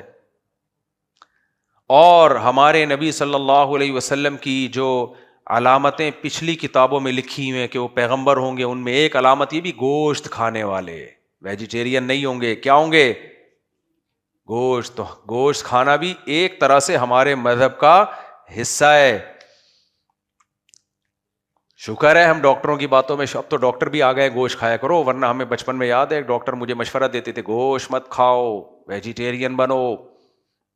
اللہ کا بڑا فضل ہو گیا، ہم نے لفٹ نہیں کرائی، ورنہ ابھی ایک ہی ہوتی ہماری. ٹماٹر کھا کے نہیں رکھی جا سکتی چار. ہمیں نہیں آئی سمجھ میں بات؟ ککڑی اور سبزیاں کھا کے تھوڑی ہوتا ہے یہ صاحب. گوشت ضروری ہے بھائی. شیر ہفتے میں ایک دن کھاتا ہے، مگر کیا کھاتا ہے؟ گوشت. پورا ہفتہ چلتا ہے مرے مزے سے. میں نے جنگلوں میں دیکھا ہے، ایک دن کھائے گا گوشت کھائے گا، اس کے بعد پڑا رہے گا. کہتا ہے کوئی بات نہیں، ایک ہفتہ نہ بھی نہیں ملے. اور ہرن ہر وقت کھاتا رہتا ہے. بکری کو دیکھ لو، آپ نے بلیاں بھی پالی ہوں گی، بلی کو 24 گھنٹے میں ایک دفعہ بھی ڈال دو، چند بوٹیاں کھائے گی، پھر خلال کرتی رہے گی سارا دن بیٹھ کے دانتوں میں. لیکن آپ بکری پالو، میں نے بھی پالی ہے، ہر وقت منہ چلتا رہے گا اس کا. ویجیٹیرین ہر وقت کھاتے رہتے ہیں. صحیح ہے نا؟ گوشت خور کو چند نوالے مل جائیں، کیا بولتا ہے؟ کافی ہے. میں نے چونکہ حکیموں کی کتابیں بھی کافی پڑھی ہوئی ہیں نا، تو پرانی کتابوں میں حکیموں کی لکھا ہوتا تھا کہ جب سفر پہ جاؤ نا، سفر پہ، پہلے سفر بڑے ٹف ہوا کرتے تھے، ایسا نہیں جہاز میں بیٹھے ہو اونٹوں پہ جانا اور یہ سب. تو اس میں یہ ہوتا تھا کہ بھائی سفر پہ کوئی جا کے ایسی چیز کھاؤ جو پیٹ نہ بھرے لیکن اس کا اثر بہت دیر تک رہے، تاکہ بار بار کھانا بھی نہ ہو، بار بار بیت الخلا بھی نہ ہو. تو ان حکیموں نے لکھا ہوتا تھا گوشت کھایا کرو سفر میں، سبزی نہیں کھایا کرو. اس سے کیا ہوگا کہ پیٹ بھی کم بھرے گا، بھاری نہیں ہوگا پیٹ، اور چلو گے بھی زیادہ ٹائم تک. یہ پرانے حکیم بڑے ٹائٹ ہوا کرتے تھے بھائی، بڑی زبردست باتیں لکھا کرتے تھے. خیر، حکیم جتنا پرانا اتنا اچھا ہوتا ہے. حکیم جو ہے نا، جو لیٹسٹ مارکیٹ میں حکیم آ رہے ہیں نا، یہ ہم پہ تجربے کر کے سیکھ رہے ہیں ابھی. اس لیے حکیم جب بھی کوئی بوڑھا ہوگا تو میں اسی پہ اعتماد کرتا ہوں. جوان حکیم وہ ابھی تجرباتی، وہ ابھی قبرستان بھریں گے، اس کے بعد جا کے ان کو پتہ چلے گا کہ کیا کرنا ہے. خیر، تو میں یہ عرض کر رہا تھا کہ استغنا ہاں، ما کانا فی نفس یعقوب الا حاجتن قضاها. یعقوب نانوتوی رحمۃ اللہ نے کیا فرمایا؟ بھائی میری ساری حاجتیں اللہ نے پوری کر دی ہیں. میرے شیخ حضرت مفتی رشید احمد صاحب رحمہ اللہ تعالیٰ کا بھی یہی معمول تھا. جتنا پیسہ آتا تھا حضرت تھوڑا سا رکھ کے گیس بجلی کا بل دیا اور گھر کا ضروری خرچہ, اور اس میں وہ خرچے میں خوراک کو سب سے زیادہ میرے شیخ نے اپنا گھر نہیں بنایا, حالانکہ بہت مالدار تھے. انہوں نے کہا مسافر خانہ ہے, نکلنا ہے یہاں سے. کھانا بہت اچھا کھاتے تھے, زیادہ نہیں, اچھا. اسلام میں زیادہ کھانا نہیں ہے, کوالٹی کو فوکس کرو بھائی. ہمارے حضرت کا ناشتہ سیب, ہاف بوائل انڈے, بادام اور بھنے ہوئے چنے, یہ ناشتے ہوتے تھے ان کے. ایک دفعہ میں رات کو گیا تو وہ کھا رہے تھے جو چکن کا پیس ہوتا ہے نا, چیسٹ پیس, تناول فرما رہے تھے. بہت تھوڑا کھاتے تھے لیکن بڑا خاندانی, اور 80 سال میں ماشاءاللہ فٹ فاٹ, پیٹ کمر سے چپکا ہوا تھا. اور فرماتے تھے ان کے لیے رشتہ آیا دوسری شادی کے لیے, کچھ جوان لڑکی عاشق ہو گئی تھی. حضرت نے انکار کر دیا. پھر فرمایا کہ میں نے انکار اس لیے نہیں کیا کہ میں بوڑھا ہو گیا ہوں, میں بالکل جوان ہوں, بالکل جوان. فرمایا میں نے انکار اس لیے کیا ہے, وہ دوسری شادی کے قائل نہیں تھے. وہ کہتے تھے علماء اگر 2 شادیاں کریں گے تو دین کی خدمت کون کرے گا. وہ ان کا خیال یہ تھا کہ مسائل میں پڑ جائیں گے. ان کو کیا پتا کہ انہی کا اپنا شاگرد ایسا نالائق نکلے گا کہ اس کی دین کی خدمت ہی یہی ہوگی. تو آپ کہہ سکتے ہیں آپ نے اپنے پیر صاحب کی رائے سے اختلاف کیوں کیا؟ بھائی اس لیے اختلاف کیا, پیر صاحب سے ہم بیعت ہوئے تھے اسلام پہ چلنے کے لیے, ٹھیک ہے نا. تو ہمارے پیر نے ہمیں سکھایا کہ اسلام کو فوکس کرو. یہ تو میری ذاتی رائے ہے, 2 شادیاں نہیں کرنی چاہیے, ذاتی رائے ہے. اسلام تھوڑی, اسلام تو یہ 4 کیا کہتا ہے. پیر کا مطلب یہ نہیں ہوتا کہ اس کی ہر بات پتھر پہ لکیر ہے, یہ خوب سمجھ لو, یہ ہم نے بڑوں سے ہی سیکھا ہے. پیر کا مطلب یہ ہوتا ہے کہ آپ کا مینٹور ہے, آپ میں اگر کوئی خرابی ہے تو آپ اس کو بتائیں تاکہ وہ آپ کی ٹیوننگ کرے. کوئی برائی ہے آپ کے اندر, اس سے استغنا سیکھیں, دنیا کی محبت ختم کریں, اس کے ساتھ بیٹھ کر دنیا کے مسافر خانہ ہونا سمجھیں, اس سے تواضع سیکھیں. باقی شرعی مسائل میں قرآن و سنت ہے, کسی کی ذاتی رائے کا اعتبار نہیں ہے. یہ ان کی رائے تھی کہ بھائی اس سے مسائل کھڑے ہوتے ہیں. تو ہم نے بعد میں غور کیا کہ شادی کرنے سے بھی مسائل ہوتے ہیں, یقیناً نہ کرنے سے مسائل زیادہ ہو رہے ہیں سوسائٹی میں. آج لوگ مولانا شلوی تھانوی رحمۃ اللہ علیہ کی تحریریں میرے پاس بھیجتے ہیں کہ حضرت مولانا شلوی تھانوی نے دوسری شادی کی تو بیچارے پریشان ہو گئے. کسی نے پوچھا حضرت آپ نے دوسری شادی کر کے 2 شادیوں کا دروازہ کھول دیا. فرمایا کھول نہیں دیا, بند کر دیا. جو میرے حالات, مجھ پر جو مسائل کھڑے ہوئے ہیں نا, اس سے مجھے اندازہ ہو گیا نہیں کرنی چاہیے. لوگ مجھے بھیج رہے ہوتے ہیں. تو میں کہتا ہوں اگر حکیم الامہ حضرت مولانا اشرف علی تھانوی موجود ہوتے تو ہم ان کی خدمت میں عرض کرتے حضرت 2 شادیوں کے بعد بھی مسائل ہیں, لیکن نہ کرنے میں مسائل زیادہ ہیں پوری امت کے. تو مولانا اشرف تھانوی بھی اپنی بات سے رجوع کر لیتے انشاءاللہ. سمجھتے ہو کہ نہیں سمجھتے؟ پیر کو فالو کرنا الگ چیز ہے, پیر پرستی الگ چیز ہے. تو پیر پرست علماء دیوبند نہیں ہوتے, کسی اور مسلک میں ہوتا ہوگی پیر پرستی, ہم لوگ کیا نہیں ہے. سمجھتے ہو؟ ابھی جو میرے لیٹسٹ پیر ہیں حضرت مفتی عبدالرحیم صاحب, وہاں بھی ہم پیر پرست, ان کو پتہ بھی ہے. وہ کہتے ہیں قرآن و سنت کو فالو کرنا ہے. وہ تو صاف ہمیں بتاتے ہیں جہاں میری بات آپ کو لگے قرآن و سنت کے خلاف ہے نہیں ماننا. تو یہ والے پیر بھی مارکیٹ سے شارٹ چل رہے ہیں نا. سمجھتے ہو؟ تبلیغ میں لوگ وقت لگاتے ہیں, وہاں تبلیغ والے کیا کہتے ہیں, مسائل کس سے سیکھنا ہے؟ علماء سے. وہ بھی یہ کہہ سکتے تھے کہ اپنے علاقے کے جو تبلیغ کے پیر ہیں مسئلے بھی ان سے پوچھو. نہ بھائی, وہ کام کے نظام کو چلانے کے لیے وہ پیر ہیں, شرعی مسائل کے لیے کون ہے؟ وہ تو مفتیان کرام ہیں, علماء کرام ہیں. ہم رجال و نحن رجال. امام ابو حنیفہ کا مشہور قول ہے کہ میں مسئلہ سب سے پہلے قرآن سے دیکھتا ہوں, قرآن میں نہ ملے تو حدیث سے, وہاں اپنی رائے کو چھوڑ دیتا ہوں. قرآن کے مقابلے میں اپنی رائے نہیں لے کر آتا, حدیث کے مقابلے میں اپنی رائے نہیں لے کر آتا. فرمایا پھر اگر قرآن و حدیث میں نہ ہو تو صحابہ, اگر صحابہ کی رائے ایک طرف ہو, میری رائے ایک طرف ہو, تو اپنی رائے کو میں صحابہ کی رائے پہ قربان کر دیتا ہوں. یہ امام حنیفہ کا قول ہے, صحابہ کی رائے کو لیتا ہوں. فرمایا صحابہ کے بعد کی جو بات ہے, ہم رجال و نحن رجال, وہ اگر آدمی ہے تو ہم بھی کیا ہیں, ہم بھی مرد ہیں. پھر ہماری اپنی رائے ہوتی ہے, پھر ان کی رائے کی تقلید نہیں کرتے ہم. سمجھتے نہیں ہو نا بات کو. یہ جملہ بڑا اچھا ہے, ہم رجال ونحن رجال. وہ اگر مرد ہیں تو ہم بھی کوئی کم نہیں, ہم بھی صاحب رائے ہیں بھائی. صحابہ کی حد تک تقلید ہے, یہ امام حنیفہ کا قول ہے, لیکن امام حنیفہ کے لیے, ہم جیسوں کے لیے نہیں ہے یہ. ہم اسلاف کی رائے پر اپنی رائے کو قربان کرتے ہیں. تو اس لیے پیر و مرشد کا مطلب یہ نہیں ہوتا کہ وہ جو بات کہہ دے پتھر پہ لکیر ہے. ہاں, جہاں تک اصلاحی باتوں سے اصلاح کا تعلق ہے, اس میں پیر کی رائے کو اپنی رائے پر ترجیح دے.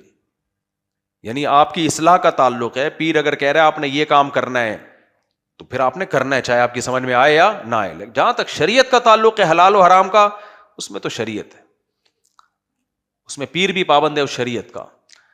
تو ہمارے شیخ کی ذاتی رائے یہ تھی کہ 2 شادیاں کرنے میں بڑے مسائل ہیں, علماء دین کی خدمت نہیں کر پائیں گے. لیکن چونکہ ہم سوسائٹی میں چل رہے تھے نا, جو وہ تو بڑے تھے, انہوں نے اپنے زمانہ کو دیکھا نا, یہ زمانہ تو ہم دیکھ رہے تھے نا. میں دیکھ رہا تھا اپنی آنکھوں سے کہ جس لڑکی کو طلاق ہو جائے اس کی شادی نہیں ہوتی, بیوہ ہو جائے اس کی شادی نہیں ہوتی, اور اس کا حل دوسری شادی کے علاوہ کسی مسئلے میں نہیں ہے.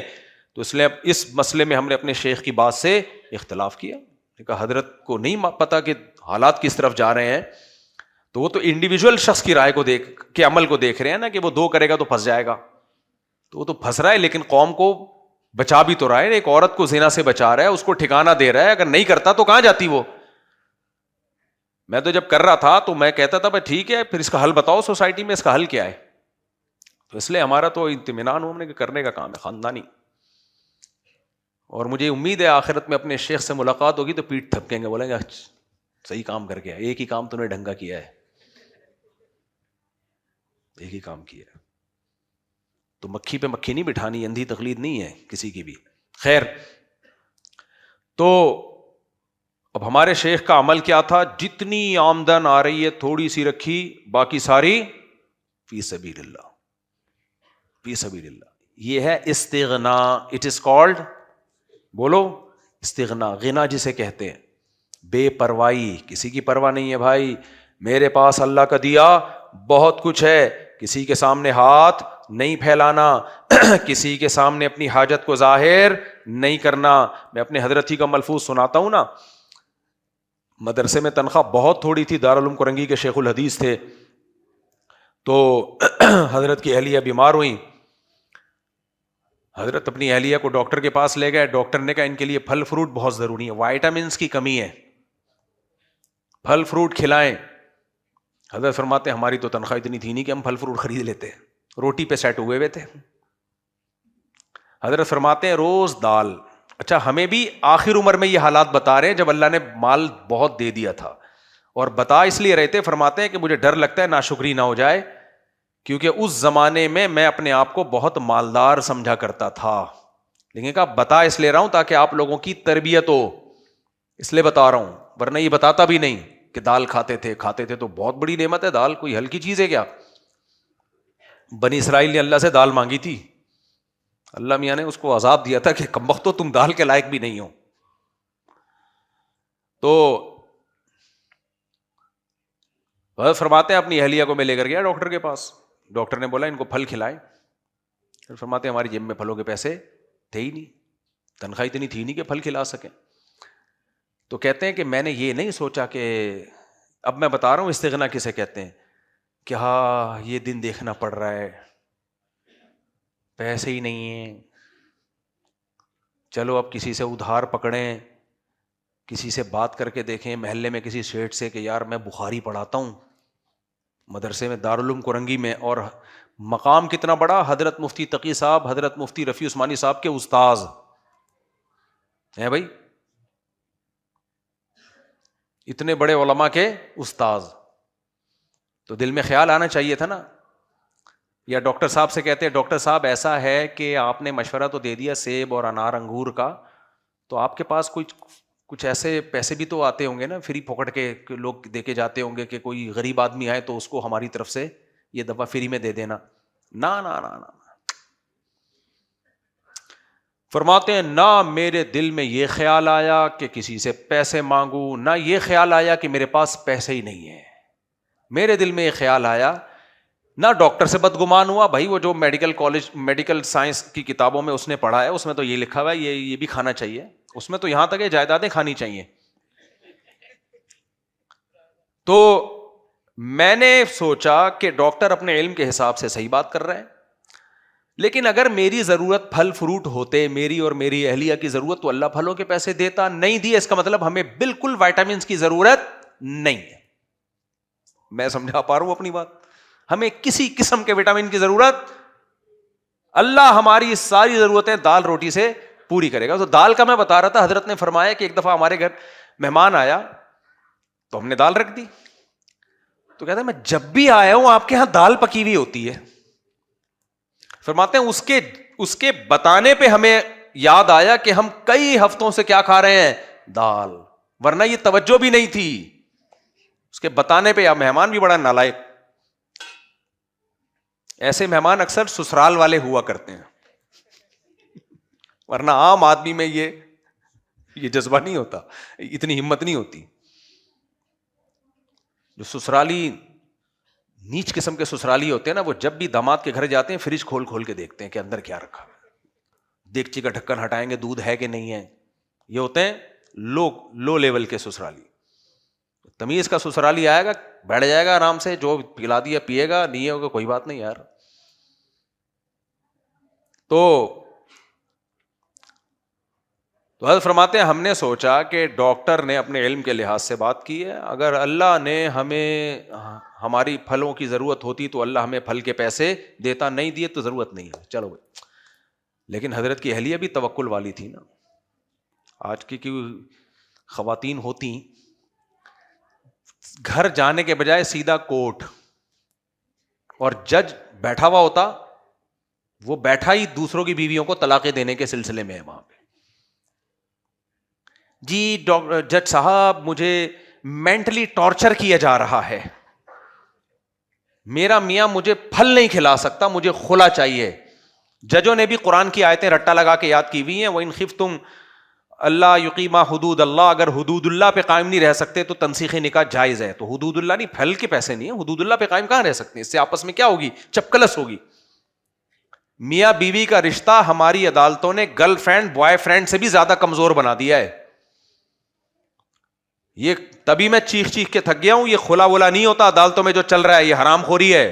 جج اپنی بیوی کو طلاق دے سکتا ہے، دوسروں کی بیویوں پہ جج کو کوئی حق نہیں ہے. عورت آئے گی اپنی مرضی سے، جائے گی شوہر کی مرضی سے. شوہر 3 ٹائم ڈیورس زبان سے پھوٹے گا تو طلاق ہوگی، ادروائز کچھ بھی نہیں ہوتا. ہاں ویلڈ ریزن ہو، ویلڈ ریزن، اور عورت گواہوں سے ثابت کرے کورٹ میں ویلڈ ریزن، پھر ہم اس کو تنسیخ نکاح مانتے ہیں. کوئی ویلڈ ریزن نہ ہو تو نہیں ہوتا. سمجھتے ہو کہ نہیں سمجھتے؟ ویلڈ ریزن کیا ہے؟ نان نفقہ ہی نہیں دے رہا اس کو، یا نکاح کر کے باہر ملک بھاگ گیا ہے، نہ رخصتی کر رہا ہے، نہ لے کے جا رہے، جیسے ہوتے ہیں بعض لوگ لٹکا دیتے ہیں. یہ ویلڈ ریزن ہے. ایسے نہیں ہو سکتا کہ کوئی بھی عورت اٹھ کے چلی جائے کورٹ میں مجھے میاں پسند نہیں ہے، یہ نہیں ہوتا.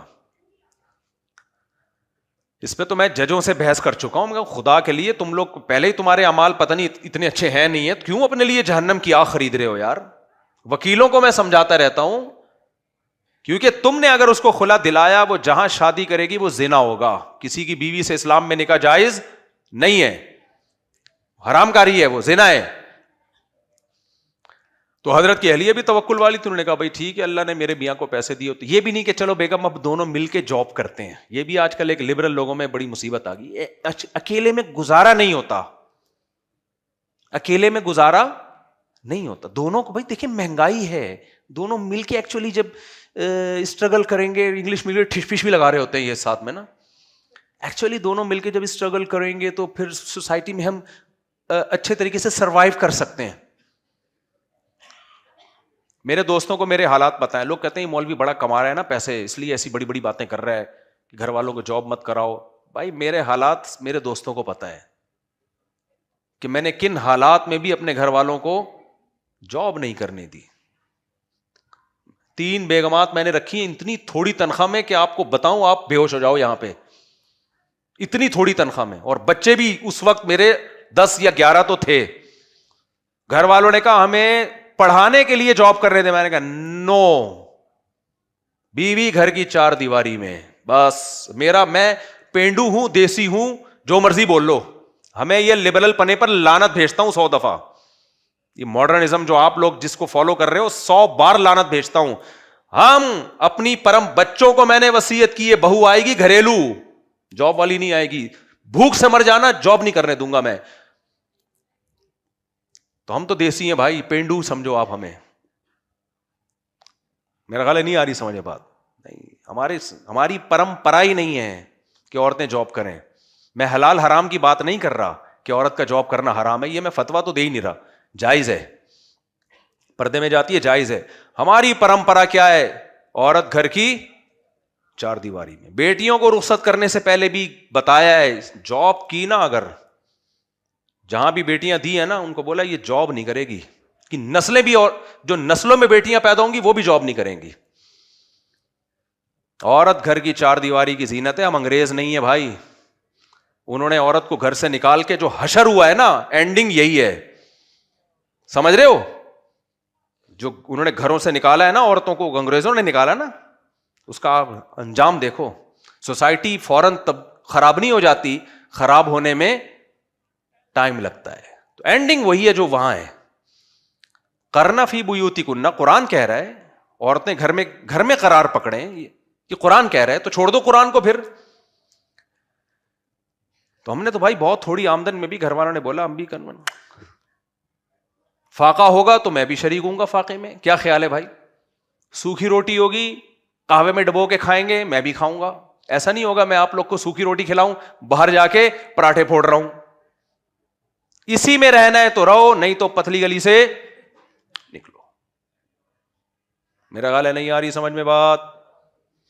ہمارا اسٹائل یہی ہے, جس نے رہنا ہے اسی میں رہے, نہیں تو پتلی گلی سے بولو نکلے. اور بچے بھی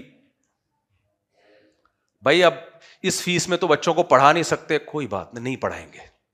ہم نے اس دنیا کو اپنے لیے عذاب بنایا نہیں ہے. پڑھائی کے پیسے ہوں گے پڑھا دیں گے, نہیں پیسے ہوئے جتنا علم مجھے آتا ہے وہ میں پارسل کر دوں گا. کیا خیال ہے بھائی؟ کیا خیال ہے بھائی؟ جتنا مجھے آتا ہے وہ میں پڑھا دوں گا, بس چلے سوسائٹی میں. تو یہ ہم تو پینڈو ہیں, اللہ کا شکر ہے بھائی, اسی لیے خوش ہیں. اور آپ لوگوں نے جو اپنے لیے عذاب کھڑا کیا نا, بچوں کی, بیٹوں کو بھی میں نے بولا ہے شادی کیسے کروں گا کی ہے نا ابھی, تو وہ میں نے ٹھڈے والا بیان میرا چلا ہے, بچے کو لے کے جاؤ, ٹھڈا مارو, نکاح پڑھاؤ, بس ہو گئی. شکر ہے وہ ہمارے ابھی بیٹے کی شادی ہو رہی ہے, تو اس کی جو ہونے والی بیگم ہے, وہ لوگ کافی بارات کر رہے تھے. میں نے بہت سمجھایا نہیں مانے, تو میرا جب کلپ گیا ہے تو انہوں نے بارات کا ارادہ کینسل کر دیا. ان کو لوگوں نے غیرت کے تانے دلائے کہ کیا کر رہے ہو تم, تو وہ سادگی سے آمادہ ہو گئے. تو آج ہی نکاح ہے اس کا. مجھے ابھی یاد آیا کہ میرے بچے کا بھی نکاح ہے. بار بار مجھے گھر والے یاد دلا رہے تھے, بھول نہیں جانا, خدا کی قسم, آپ مذاق سمجھ رہے ہو, بھول نہیں جانا. ابھی خدا کی قسم مجھے ابھی یاد آیا ہے, میں بھولا ہوا تھا کہ ابھی ہے. تو وہ بس بیان کو جلدی سے ختم کر رہا ہوں میں. تو میرے بھائی یہ پینڈو رہو زیادہ اچھا ہے, دیسی رہو, یہ کیا ہے, یہ زیادہ اچھا. عورت گھر کی چار دیواری میں اچھی ہے. مرد کی کمائی میں اللہ نے برکت رکھ, تبھی تو کھا رہے ہیں نا. اگر اس وقت میں کہتا نہیں ایکچولی نہیں, گزارا نہیں ہوتا, ایکچولی تو کیا ہوتا یار, وہی ہوتا جو جس عذاب میں لوگ پڑے ہوئے ہیں بیچارے, کماؤ پوت بنے ہوئے, بس پیسہ پیسہ پیسہ بس. عورت گھر کی چار دیواری میں اچھی ہے, وہ آپ کا انتظار کرے, میاں گھر سے شارٹ ہے, اگر وہ بھی باہر ہوگی تو وہ کہے گی اچھا ہے شارٹ ہے, تاکہ میں بھی کیا ہو جاؤں, شارٹ. گھر تھوڑی پھر وہ ہوٹل ہے جہاں رات کو دونوں کی ایک سلسلے میں ملاقات ہوتی ہے. بیگم بھی صبح نکل گئی, آپ بھی صبح آفس کے لیے نکل گئے, شام کو دونوں کی ملاقات ہو رہی ہے, تو اس کے لیے گھر کی کیا ضرورت ہے, ہوٹل لے لو کوئی رینٹ پہ, سمجھ رہے ہو. اور بچے بھی اب تو گھر سے باہر پل رہے ہوتے ہیں, زیادہ ماڈرن بنو گے تو بچے بھی مارکیٹ سے کیا ہو رہے ہیں, شارٹ ہو رہے ہیں, وہ بھی گھر سے باہر پل رہے ہوتے ہیں. خیر, تو آپ کی مینٹیلٹی سے تھوڑی اوپر کی باتیں ہوگی. تو ہمارے حضرت نے کہا کہ ہمارے پاس جو اللہ نے وسائل, اگر سیب انار ضروری ہوتا تو اللہ مجھے پیسے دیتا, اللہ نے پیسے نہیں دیے, اس کا مطلب بالکل بھی ضروری بولو نہیں ہے. ماشاء اللہ حضرت بھی 78 سال کی عمر میں دنیا سے گئے، اور حضرت کی جو اہلیہ تھیں وہ تو 95 سے زیادہ ان کی ایج تھی. اللہ نے چلا دیا کہ نہیں چلا دیا؟ تو میرے بھائی تبھی میں لوگوں سے کہتا ہوں اگر آپ کے پاس پیسہ ہے تو انڈے بھی کھاؤ، پراٹھے بھی کھاؤ، مکھن بھی کھاؤ، دیسی بھی کھاؤ. نہیں ہے تو جو مل رہا ہے وہ کھا جاؤ، اللہ ساری کمیاں انشاءاللہ پوری کر دے گا. تو ٹینشن نہ مت لو، دنیا سے محبت مت کرو. تو میں جلدی سے وہ بات کو سمیٹوں. میں نے بتایا تھا 2 قسم کے لوگ ہوتے ہیں، ایک بے پرواہ اور ایک لاپرواہ. لاپرواہی عیب ہے، بے پرواہی استغنا کو کہتے ہیں. جو آپ کو اللہ نے دیا اس پہ قناعت کرو کہ اللہ کا دیا میرے پاس بہت کچھ ہے، بس کسی کے سامنے ہاتھ نہیں پھیلانا. یوٹیوب پہ جب آپ نے دیکھا روزانہ 1 سیب کھانا ضروری ہے، آپ نے جیب پہ ہاتھ مارا، سیب کے پیسے ہیں تو کھا لو، نہیں ہے تو میرے سیب بہت ضروری ہے لیکن میرے لیے بالکل بھی ضروری بولو نہیں ہے. آپ نے دیکھا ڈاکٹر نے آپ سے کہا کہ بھائی ڈیلی آپ کو، ایک تو حکیم لوگ بھی عجیب عجیب چیزیں بتا رہے ہوتے ہیں اور ڈاکٹر بھی، ڈیلی اتنا گوشت آپ کے لیے ضروری ہے یا ڈیلی گوشت کھانا آپ کے لیے ضروری ہے. آپ نے جیب پہ ہاتھ مارا، گوشت کے پیسے نہیں ہیں. آپ بولو اللہ مجھے ٹماٹر میں گوشت کا مزہ بولو دے گا، ٹماٹر سے میری ساری کمی پوری. ہاتھ نہیں پھیلانا میں نے لوگوں کے سامنے. آپ نے جب دیکھا یوٹیوب پہ موٹیویشن اسپیکر نا لمبی پھینک رہے ہوتے ہیں ایکچولی ایجوکیشن، آپ نے کہا یار بڑے اسکولوں میں تعلیم بچے کے لیے بہت بولو ضروری. اچھی تعلیم تو آج کل بڑے اسکولوں میں ہی ہوتی ہے نا، تو لیکن اس کی فیس بہت زیادہ ہے. تو آپ نے جب جیب پہ ہاتھ مارا، فیس کے پیسے ہیں، اچھے اسکولوں میں پڑھاؤ، جب ہاتھ مارا پیسے ہی نہیں ہے. وہ مولوی صاحب نہیں تھے ہمارے مدرسے میں، ایک مولوی صاحب تھے، شادی نہیں کرتے تھے. حضرت نے ایک دفعہ ان سے پوچھا، حضرت بڑے مزے سے ان کا واقعہ سنایا کرتے تھے. حضرت نے پوچھا آپ شادی کیوں نہیں کرتے؟ تو حضرت فرماتے ہیں انہوں نے بولا پیسے ہی نہیں ہے. تو حضرت ان کی نقل اتارتے تھے ایسے حسرت سے نا جیسے حضرت کو بڑا غصہ آیا ان کے اوپر. حضرت کا استغنا کا معیار تھا نا حضرت کا کہ ان کو یہ نہیں بولنا چاہیے تھا، مولوی ہو کے یہ کہہ رہے پیسے نہیں ہے. ان کو چاہیے بولے اللہ کا دیا بہت کچھ ہے، بس جب مقدر ہوگا تو کر لیں گے. اپنی حاجت دوسرے کے سامنے کیوں ظاہر کی ہے؟ تو حضرت اس پہ کہتے تھے، میں نے جب ان سے پوچھا آپ شادی کیوں نہیں کرتے، کہتے ہیں پیسے ہی نہیں ہے. تو اب ہر مسلمان کا منہ لٹکا ہوا ہے، کوئی بات کرو یار تم بچے کو اچھے اسکول میں کیوں نہیں پڑھاتے، پیسے ہی نہیں ہے. ابے اپنے بیٹے کی شادی کیوں نہیں کر رہا، پیسے ہی نہیں ہے. ابے گوشت کیوں نہیں کھا لیتا، پیسے ہی نہیں ہے. یہ جملہ منہ سے نکالنا بولو چھوڑ دو. جب کوئی پوچھے پیسے ہیں، پیسہ بہت ہے. ابے پھر گوشت کیوں نہیں کھاتا، ضرورت ہی نہیں ہے. سمجھ رہے ہو؟ جب بھنڈی پہ گزارا ہے تو گوشت کھانے کی کیا ضرورت. ابے تجھے ڈاکٹر نے بولا روزانہ 2 انڈے کھایا کر، انڈے کیوں نہیں کھاتا، یہ نہیں بولو پیسے ہی نہیں ہے. نہ بولو یار میں انڈے اس لیے نہیں کھاتا، پراٹھے سے میری ضرورت پوری ہو جاتی ہے، انڈے کی ضرورت ہی نہیں ہے. یہ بولا کرو.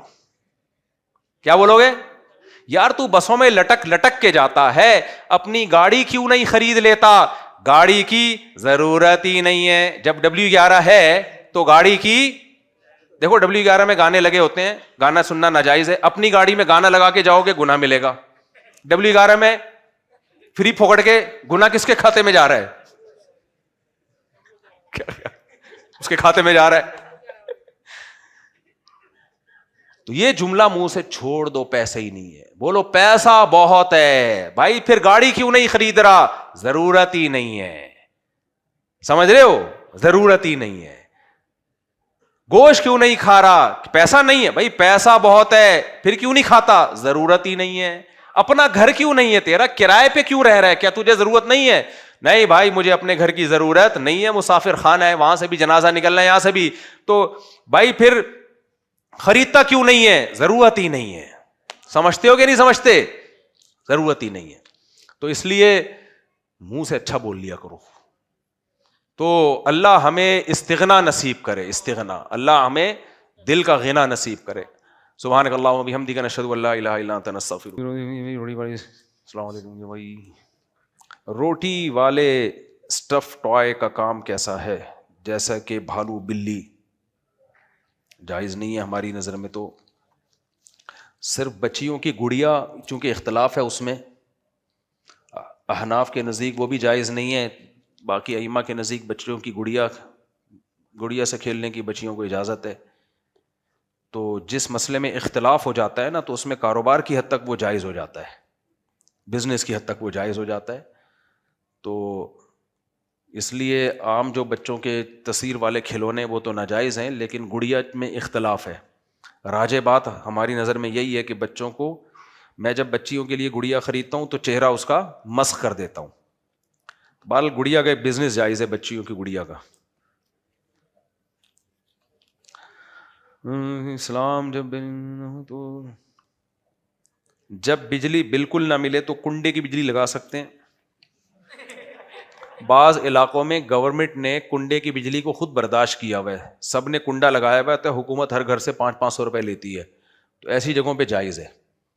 اور اگر گھروں میں پراپر میٹر گورنمنٹ نے لگائے ہوئے ہیں، کنڈے کے استعمال پہ پابندی ہے، تو وہاں پھر ناجائز ہے، پھر بجلی چوری کرنے کا گناہ ہوگا. مفتی صاحب میں نے ہر حال میں انشاءاللہ 2 شادیاں ضرور کرنی ہیں، میرا گھر زیر تعمیر ہے، نکاح بھی آپ سے پڑھوانا ہے، میرے حق میں دعا کریں. تم نہیں کر پاؤ گے، کیونکہ جس نے 2 کرنی ہوتی ہیں وہ عزم 4 کا کرتا ہے، پھر جا کے 2 شاید ہو جائیں. تمہارا 2 کا ارادہ تو پتہ نہیں تمہاری 1 بھی نہیں ہو پائے گی، مجھے لگ رہا ہے. اور کرنا تو جب پٹو گے تو پھر میرے پاس روتے ہوئے نہیں آنا، کیونکہ میں جب ترغیب دیتا ہوں تو اس کے سائڈ افیکٹ بتا کے ترغیب دیتا ہوں. کیونکہ لوگ کرتے ہیں تو پھر آتے ہیں روتے ہوئے، آپ نے بولا تھا، میں نے بولا تھا، تو میں کیا کروں، میں نے بولا تھا، میں تجھے کیا خرچہ پانی میں دوں، تیرا کیا، گھر پہ میں رکھوں گا. تو میرے بھائی، 2 بیویوں کے ساتھ عدل کا حکم اسلام دیتا ہے، عدل کس طرح کرنا ہے، عدل سے متعلق وضاحت کر دیں. یہ چیز بھی کئی بار بیان کر چکا ہوں. ابھی بچے کی شادی ہوئی ہے تو 2 شادیوں کی باتیں مت کرو، فی الحال مت کرو. کسی نکاح کی مجلس میں یہ باتیں نہیں کرنی چاہیے.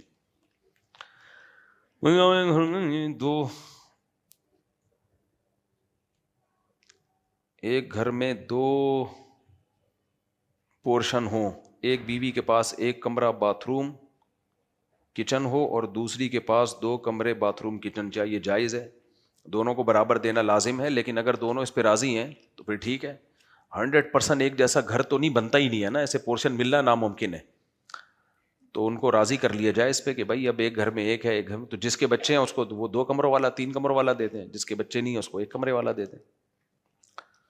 مفتی صاحب میرا آپ سے سوال یہ ہے کہ ابھی گل پلازا میں جب آگ لگی، وہاں پر دکانوں کو دیواروں پر کچھ قرآنی آیات لکھی ہوئی تھی جو نہیں جلی. ہمارے رشتے دار کے گھروں میں آگ لگ گئی، اس میں قرآن پاک بھی جل گیا، مگر قرآن پاک کی حفاظت تو اللہ نے خود وعدہ کیا ہے. قرآن کی حفاظت کا وعدے کا مطلب یہ ہے کہ قرآن تحریف سے پاک رہے گا. یہ مطلب نہیں ہے کہ قرآن کے مصحف میں آگ نہیں لگ سکتی یا آیتیں جل نہیں سکتی ہیں، تو جب آگ لگے گی تو سب کچھ جل جاتا ہے اس میں.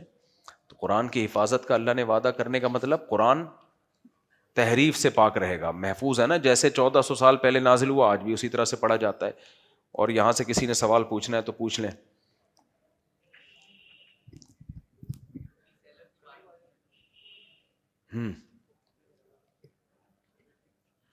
جی، یہ ری سیلر کا، جیسے کوئی بھی پروڈکٹ مینوفیکچر بناتا ہے، کپڑے کا ہو گیا، کوئی اور پروڈکٹ ہو گئی، تو اس میں مطلب کمیشن کی صورت میں آن لائن بزنس کیا جا سکتا ہے واٹس ایپ وغیرہ پہ؟ جی ہاں، کیا جا سکتا ہے. آن لائن بزنس کمیشن لیا جا سکتا ہے. بھائی ہم آپ کا پروڈکٹ بکوائیں گے، اس پہ ہمارا یہ کمیشن ہے، جائز ہے. دیکھیں آن لائن جب بزنس کرتے ہیں تو چند صورتیں ہوتی ہیں، وہ میں بتا دیتا ہوں. ان میں کچھ ناجائز ہیں، کچھ جائز ہیں. پہلے ناجائز صورت بتا دوں تاکہ پتہ چلے یہ جائز نہیں، اس کے علاوہ جائز ہے. آن لائن جو گڑبڑ ہو رہی ہے وہ یہ ہو رہی ہے، مثال کے طور پر جمشید کے پاس کوئی گھڑی رکھی ہوئی ہے.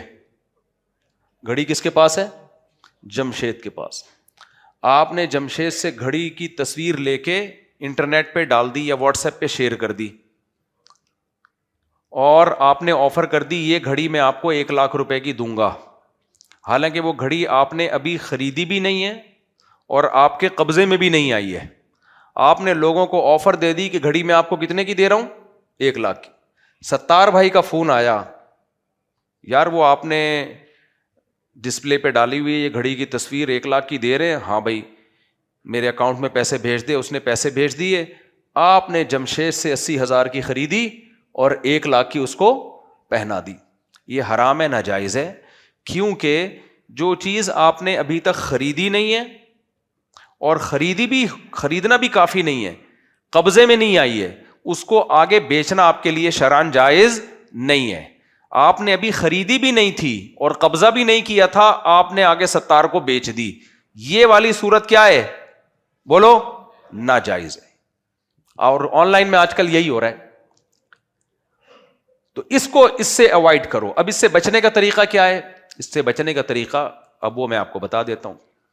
ستار کو گھڑی چاہیے, آپ نے ڈسپلے پہ جمشید کی گھڑی ڈالی ہوئی ہے, ٹھیک ہے نا, جمشید کی گھڑی آپ نے, جمشید کوئی کمپنی بھی ہو سکتی ہے نا یار, کچھ بھی ہو سکتا ہے, گھڑیوں کی کمپنی بھی ہو سکتی ہے, ایک گھڑی نہیں 100 گھڑیاں آپ نے ڈسپلے پہ اپنے ویب سائٹ پہ ڈال دی.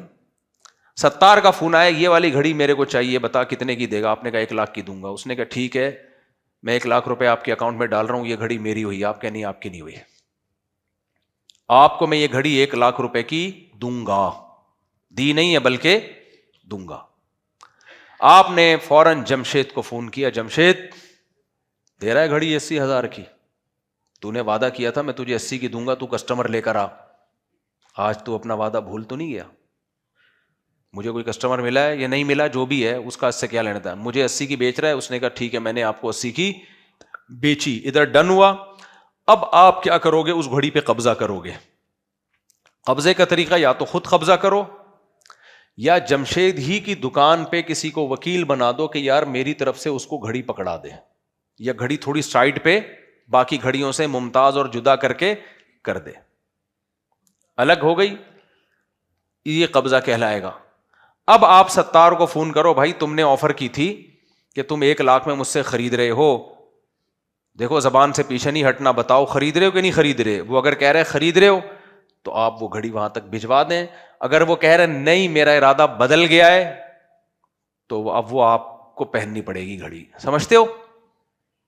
پھر آپ جمشید سے کہیں یار واپس لے تو ریکویسٹ ہے, تو جمشید لے لے تو ٹھیک ہے, نہیں لے تو وہ بس ہو گیا پکا سودا. میں سمجھا پا رہا ہوں؟ صاف حدیث میں منع ہے بھائی, جو چیز آپ نے خریدی نہیں ہے اور جو آپ کی ملکیت میں نہیں ہے اور قبضے میں بھی نہیں ہے, وہ آپ آگے کسی کو بیچ نہیں سکتے. بیچنے کا وعدہ کر سکتے ہیں, وعدہ کر لیں آپ, میں تمہیں دوں گا, میں تمہیں, جیسے ہم میڈیکل اسٹور والے سے کہتے ہیں یار یہ دوا ہمیں چاہیے, وہ کہہ رہے یہ دوا تو میرے پاس نہیں, یار کہیں سے منگا دے یار, تو وہ منگاتا ہے, پھر آپ اسٹور پہ جاتے ہو, نئے سرے سے دوبارہ سودے بازی کرتے ہو. ہاں وہ آپ کو پکا کرتا ہے, دیکھ میں تیرے لیے منگوا رہا ہوں, نہیں خریدی نا تو یہ دوا کوئی خریدار نہیں ہے. تو آپ کو چاہیے اس وعدے کے پابند رہو, آپ اخلاقی طور پر, وہ بھی پابند رہے, آپ بھی پابند رہو. تو ایک طریقہ تو یہ ہے آن لائن بزنس کا. دوسرا طریقہ کیا ہے؟ دوسرا یہ کہ آپ خرید کے بیچو نہیں, بلکہ خرید و فروخت کے درمیان کمیشن ایجنٹ بن جاؤ. کمیشن ایجنٹ, جمشید کو بولو یار میں تیرا مال بکواؤں گا مارکیٹ میں, اور جتنے کی بکے گی بیچنا تو نے ہے, مال تیرا یہاں سے جائے گا, 1 گھڑی کا مجھے اتنا پیسہ چاہیے. سمجھ میں آ رہی ہے بات؟ یہ گھڑی بکوا رہا ہوں, اس کا اتنا پیسہ چاہیے مجھے. یا تو یہ بھی کر سکتے ہو, ہر چیز کا الگ الگ کمیشن طے کرو, یا یہ بھی کہ جب بھی تیرا مال بکے گا تو ہر دفعہ مجھے اتنے پیسے ملیں گے. تو اس میں آپ نے ستار کو کیا فون کرنا ہے؟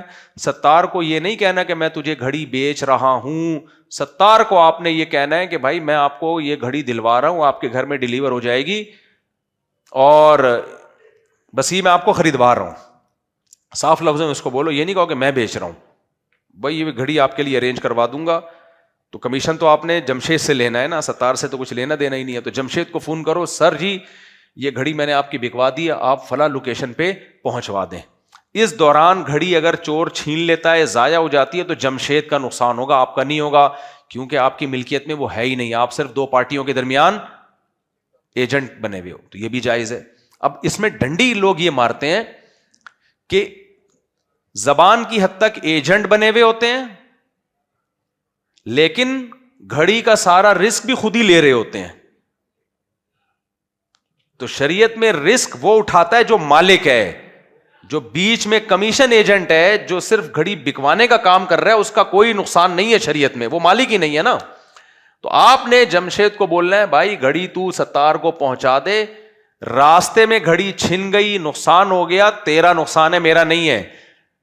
لیکن یہاں گڑبڑ یہ ہو رہی ہوتی ہے, لوگ کمپنیوں کا مال بکواتے ہیں, بکوانے کے درمیان میں رسک بھی خود ہی اٹھا رہے ہوتے ہیں کہ اگر بیچ میں مال ہلاک ہو گیا تو ہمارا نقصان ہے, تو یہ جائز نہیں ہے.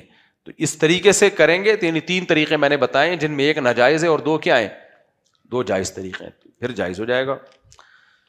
مودی سے بڑی اور یہ ہے جب گھڑیوں کا یا چیزوں کا کام ہو رہا, سونے اور کرنسی کا اگر بزنس ہو رہا ہے تو پھر یہ بھی جائز نہیں ہے, کیونکہ گولڈ یا کرنسی کے بزنس میں دونوں طرف سے قبضہ ضروری ہے. جو فارکس ٹریڈنگ ہو رہی ہے نا یہ تو ناجائز ہے. آپ کی ملکیت میں کچھ آتے گولڈ کے بس ریٹ اوپر نیچے ہو رہے ہوتے ہیں, یہ سٹا ہے, تو یہ ویسے ہی جائز نہیں ہے. گولڈ فزیکلی قبضے میں آئے گا تو آگے بیچ سکتے ہو. گولڈ کی خرید و فروخت کے لیے ضروری ہے کہ گولڈ اگر گولڈ کے بدلے میں بک رہا ہے تو دونوں طرف سے قبضہ ضروری ہے, ایک طرف سے بھی ادھار جائز نہیں ہے. اور اگر کرنسی کے بدلے میں بک رہا ہے تو ایک طرف سے ادھار جائز ہے, لیکن دونوں میں سے ایک چیز پہ قبضہ ضروری ہے, قبضہ ضروری ہے, یعنی گولڈ پہ قبضہ ضروری ہے.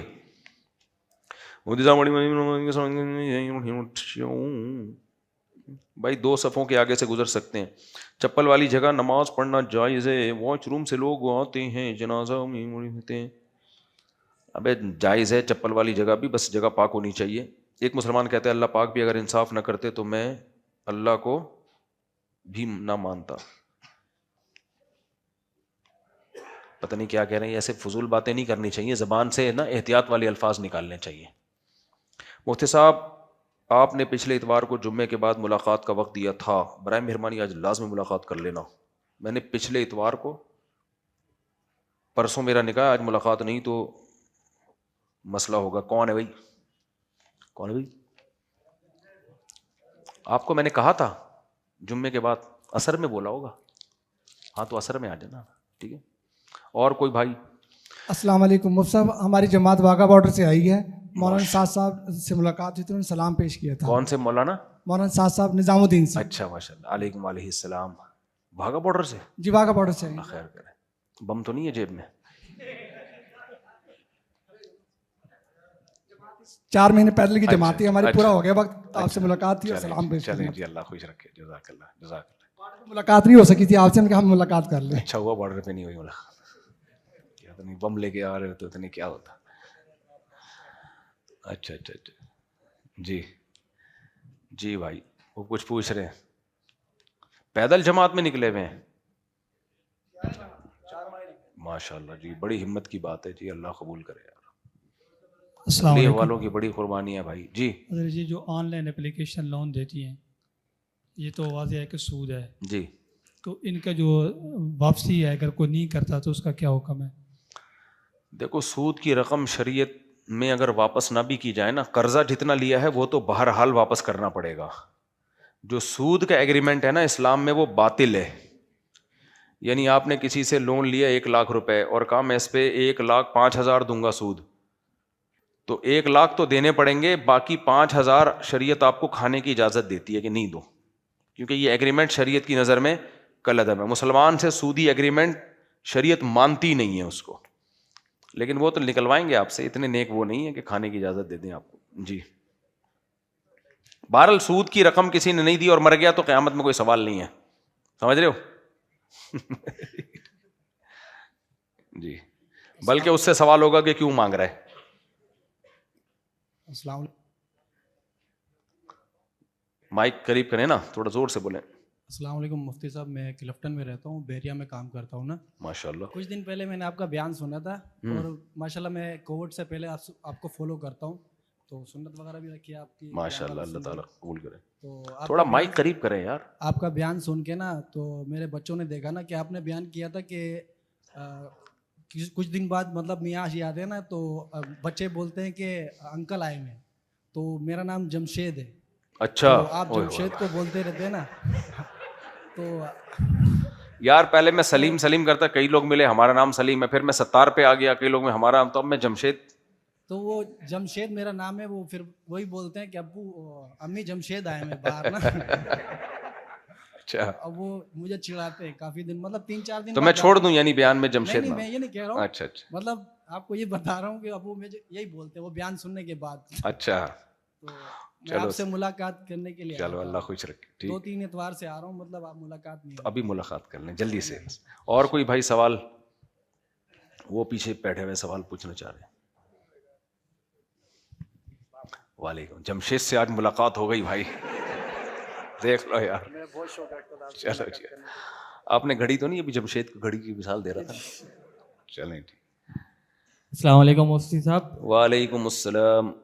اچھا میرا سوال یہ ہے کہ اسلامک بینک سے ہاؤس فائنینس کرانا ٹھیک ہے؟ جائز ہے کیونکہ اس میں 30 اور 70% کی پارٹنرشپ کا وہ کہہ رہے تھے. جی ایسا ہی ہوتا ہے. اور رینٹل ایگریمنٹ کے ذریعے تو یہ اسلام ہاں جائز ہے جائز ہے. ٹھیک, تھینک یو. وہ بھائی پوچھ رہے ہیں, وہ مائک دیں یار, ایک بندہ گھومتا رہے یہاں کھڑے ہو کے, وہ مائک جو ہاتھ اٹھائے اس کو مائک پہنچایا کریں. وہ پہلے سے.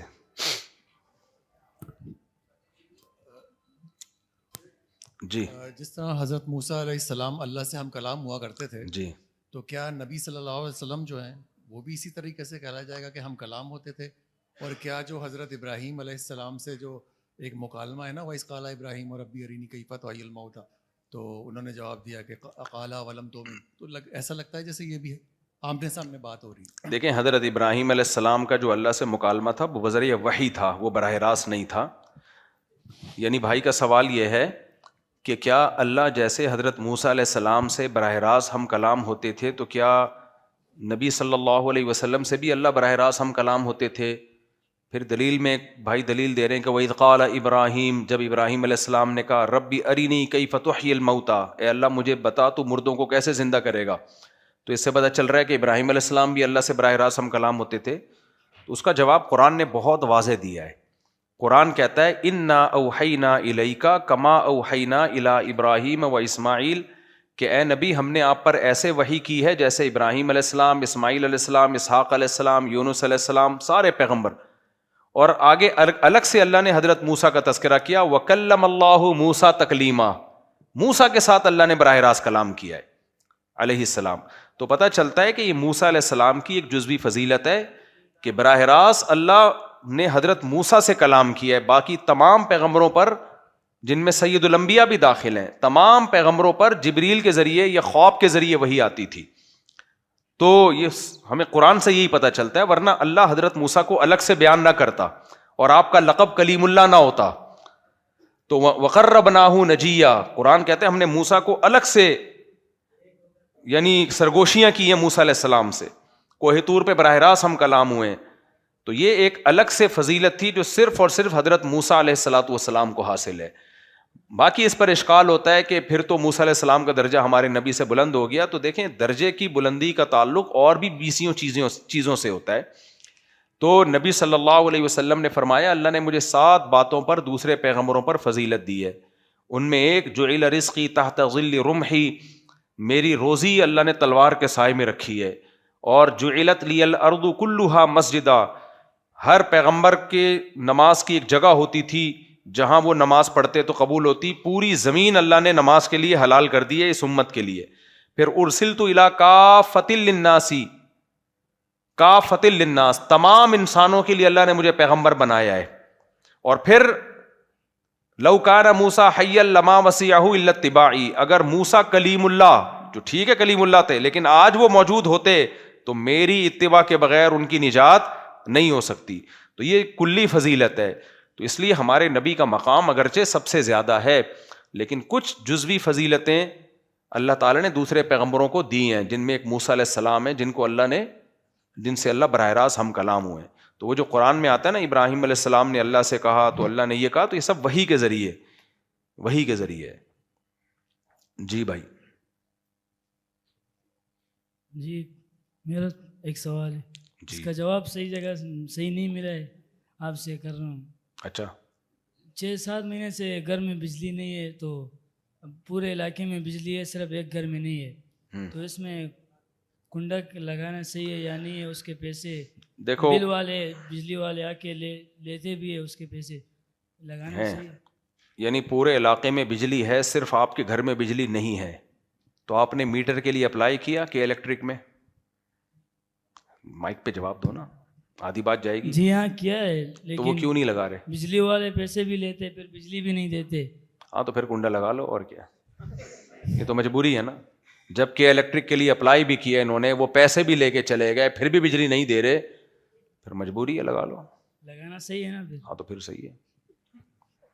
السلام علیکم مفتی صاحب, آپ نے کہا کہ بغیر قبضے کے ہم بیچ نہیں سکتے. اب جس طرح سے انسٹالمنٹ پہ لوگ پلاٹ لیتے ہیں, اس کی قسطیں بھی بھر رہے ہیں اور ابھی پوری بھری نہیں ہے اور اس پہ قبضہ بھی نہیں ملا ہے. اب نہ بھر سکیں اور بیچ دیں, اگر نہ بھر پا رہے ہیں اور فائل بھیج دیں.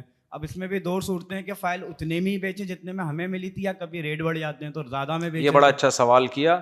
قبضے سے پہلے چیز بیچ نہیں سکتے, یہ منقولی اشیاء میں ہوتا ہے, موویبل اشیاء میں. پلاٹ میں ایسا نہیں ہے. پلاٹ خرید کے قبضے سے پہلے بھی بیچ سکتے ہیں, سمجھ رہے ہو جی؟ ہاں, پلاٹ کا متعین ہونا ضروری ہے اور آپ کے رسک میں آنا ضروری ہے. یہ اچھا ہوا آپ نے سوال پوچھ لیا. رسک میں جی, میں پہلے ان کا جواب مکمل ہونے دوں نا تاکہ قبضے کے حکام واضح ہو جائیں. نہیں, اسی کو پہلے میں کلیئر کر دوں پھر آپ سوال اٹھائیں. میں پوچھتا ہوں, آپ کی طرف آتا ہوں. پراپرٹی یعنی مکان, فلیٹ یا پلاٹ, اس کو قبضے کے بغیر بھی بیچا جا سکتا ہے. ملکیت میں اور رسک میں آنا ضروری ہے. رسک بہت امپورٹنٹ چیز ہے. رسک کا مطلب کیا ہے؟ اس کنڈیشن میں آ جائے کہ اگر وہ نقصان ہو تو آپ کا نقصان سمجھا جائے. سمجھ رہے ہماری بات؟ ابھی قسطیں پوری نہیں ہوئی ہیں لیکن پلاٹ آپ کے رسک میں آ گیا. کیا مطلب؟ اگر اس پہ ڈاکو قبضہ کر لیتے ہیں تو نقصان کس کا سمجھا جائے گا؟ اگر آپ کا سمجھا جائے گا, اس کا مطلب یہ آپ کے رسک میں آ چکا ہے. اور اگر اس کنڈیشن میں ہے کہ آپ کا بھی سمجھا ہی نہیں گیا, فائل ہی گھوم رہی ہے, اس کے پیچھے پتہ ہی نہیں کوئی پلاٹ ہے کہاں, پروجیکٹ ایسے ہی شروع ہوتے ہیں نا, تو پھر تو اس کو صرف فیس ویلیو پہ بیچا جا سکتا ہے. نفع یا نقصان کے ساتھ نہیں بیچا جا سکتا. نفع یا نقصان کے ساتھ اس وقت بیچا جا سکتا ہے جب پلاٹ کا رسک آپ لے رہے ہو. اس کنڈیشن میں آ جائے, بھائی یہ نمبر ہے, یہ لوکیشن ہے, یہ دیکھ لو, یہ ہے تمہارا, تم اس پہ چاہو مکان بنا لو, چاہے ٹھیک ہے قسطیں تو بھرتے رہو گے, لیکن یہ اس کنڈیشن میں آ گیا ہے کہ اگر اس پہ زرداری کا, استغفر اللہ, اس پہ اگر ڈاکوؤں کا قبضہ ہو گیا, زرداری بلا وجہ منہ سے, اس پہ اگر ڈاکوؤں کا قبضہ ہو گیا تو پھر یہ نقصان تمہارا ہے, ہمارا نہیں ہے. اس کنڈیشن میں جب آ جائے گا تو پھر آپ کے لیے نفع پہ بیچنا بھی جائز اور نقصان پہ بیچنا بھی جائز.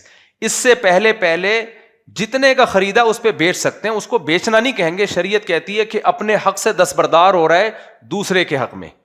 بھائی میں نے 50,000 دے کے یہ حق لیا تھا کہ اس پلاٹ جب بنے گا تو میرا ہوگا, تو یہ رائٹ میں تمہیں دے رہا ہوں, میں کھسک رہا ہوں اس معاملے سے, تم 50,000 ڈال دو, میں کھسک رہا ہوں. تو فیس ویلیو پہ بیچ سکتے ہیں. نفع نقصان پہ اس وقت بیچ سکتے ہیں جب وہ پلاٹ یا پراپرٹی اس کنڈیشن میں آ جائے کہ نقصان کس کا سمجھا جائے, آپ کا. اسی میں ایک اور چیز ایڈ کر لیں, آج کل لوگ فلیٹ بنا رہے ہوتے ہیں, کنسٹرکشن کا کام چل رہا ہے, جو بلڈر آپ سے ایڈوانس پیسے لے لیتا ہے کہ آپ کا فلیٹ بن رہا ہے, تو ابھی بنا نہیں ہے, آپ کا ارادہ ہوا بیچ سے کھسک جاؤں, تو جب تک فلیٹ تیار نہیں ہوا ہے نا تو رسک نہیں آئے گا نا آپ کا.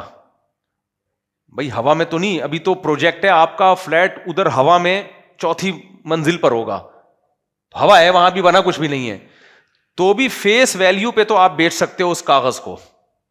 نفع نقصان پہ نہیں بیچ سکتے. نفع نقصان پہ اس وقت بیچ سکتے ہو جب وہ فلیٹ کا اسٹرکچر وجود میں آ جائے, بے شک اس کی فنیشنگ نہ ہوئی ہو, ڈھانچہ وجود میں آ جائے.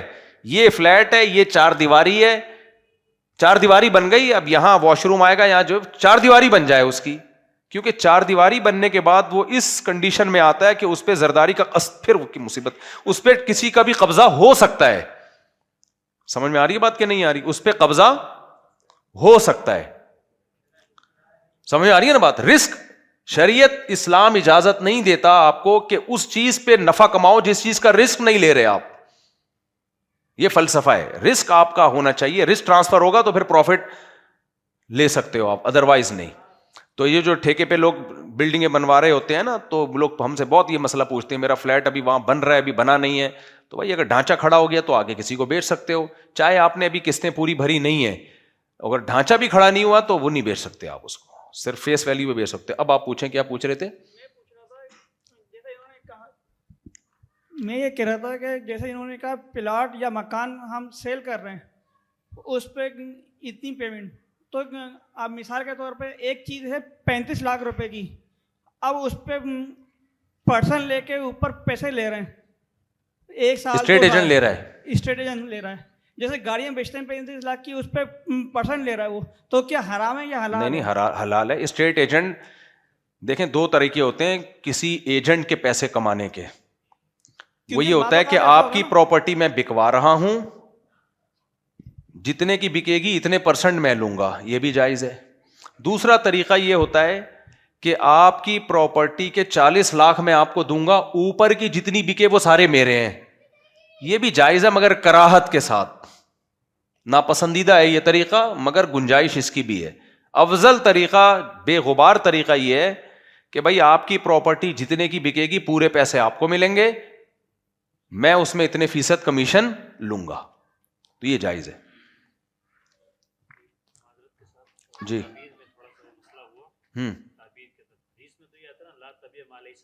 جی ہاں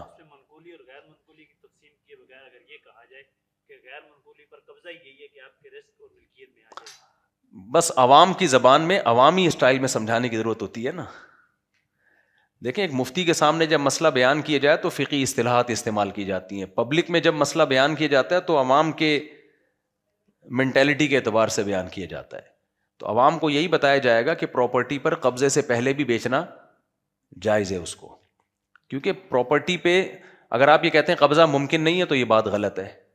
اس لیے غلط ہے کہ خرید و فروخت تو قبضے سے پہلے جائز ہے پراپرٹی کی، ہبہ جائز نہیں ہے. یعنی ہبہ قبضے کے بغیر متحقق نہیں ہوگا. مثال کے طور پر باپ نے اپنے بیٹے کو پلاٹ دے دیا کہ یہ پلاٹ تمہارا ہے، تو یہ زبانی کہنے سے نہیں ہو جائے گا جب تک کہ وہ اس پلاٹ پہ جا کے کھڑا نہیں ہوگا. وہاں پہ خرید و فروخت کیونکہ ایک مضبوط عقد ہے تو اس میں اس ایگریمنٹ کے ہوتے ہی ملکیت ٹرانسفر ہو جائے گی. جبکہ جب آپ کسی کو پراپرٹی گفٹ دے رہے ہو تو یہ کمزور عقد ہے، یہ اس میں دوسری طرف سے معاوضہ نہیں ہے، تو یہ کمزور عقد مکمل جب تک نہیں ہوگا جب تک جس کو ہبہ کیا جا رہا ہے اس کا قبضہ نہ ہو جائے. سمجھ میں آ رہی ہے بات؟ تو یہ پیچیدہ ہوتی چلی جائے گی. بحث یہ لوگ پاگل ہو جائیں گے یہاں بیٹھ کے. جو جتنا بتایا ہے فی الحال اتنا سمجھیں کہ خرید و فروخت میں پراپرٹی میں رسک میں آنا کافی ہے، قبضہ ہونا ضروری نہیں ہے. لیکن یہ ہدیے اور ہبہ کے حکام نہیں ہے، گفٹ کے حکام نہیں ہے یہ. جی السلام علیکم. ہاں دونوں سائڈ سے کمیشن لیں ہیں. دیکھیں ڈاکٹر اسرار احمد ہمارے لیے رحمۃ اللہ علیہ قابل احترام مفتی نہیں تھے. وہ نہیں وہ ان کے معاملات میں یا مسائل میں وہ فتویٰ تو نہیں پڑھا نا باقاعدہ انہوں نے. ٹھیک ہے نا حضرت، بہت معذرت، اللہ آپ کو خوش رکھے. ماشاء اللہ ماشاء اللہ، برکت دے جی. کل ملتے ہیں انشاءاللہ. اللہ خوش، جزاک اللہ جی. السلام علیکم. ماشاء اللہ ماشاء اللہ، تو ملتے رہیں گے انشاءاللہ. اپنے خرچے پہ اپنا خیال رکھیے گا. ٹھیک ہے جی. مفتی صاحب السلام علیکم. وعلیکم السلام.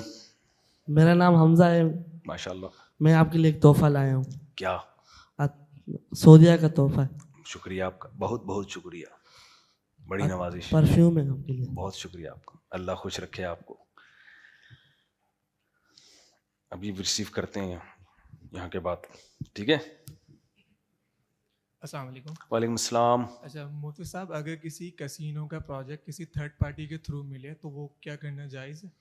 کیسینو کا پروجیکٹ ملا ہے، دیکھیں اگر ایسی عمارت بنائی جا رہی ہے جو کیسینو کے علاوہ کسی اور کام میں استعمال ہی نہیں ہو سکتی. اچھا یہ ڈیجیٹل پروجیکٹ. اچھا ڈیجیٹل AI کا کوئی سافٹ ویئر بنانا ہے. جی ہاں تو وہ سافٹ ویئر اگر ایسا ہے کہ وہ کیسینو کے کام کے علاوہ کسی اور کام میں استعمال ہی نہیں ہو سکتا، پھر وہ سافٹ ویئر بنانا ناجائز ہے.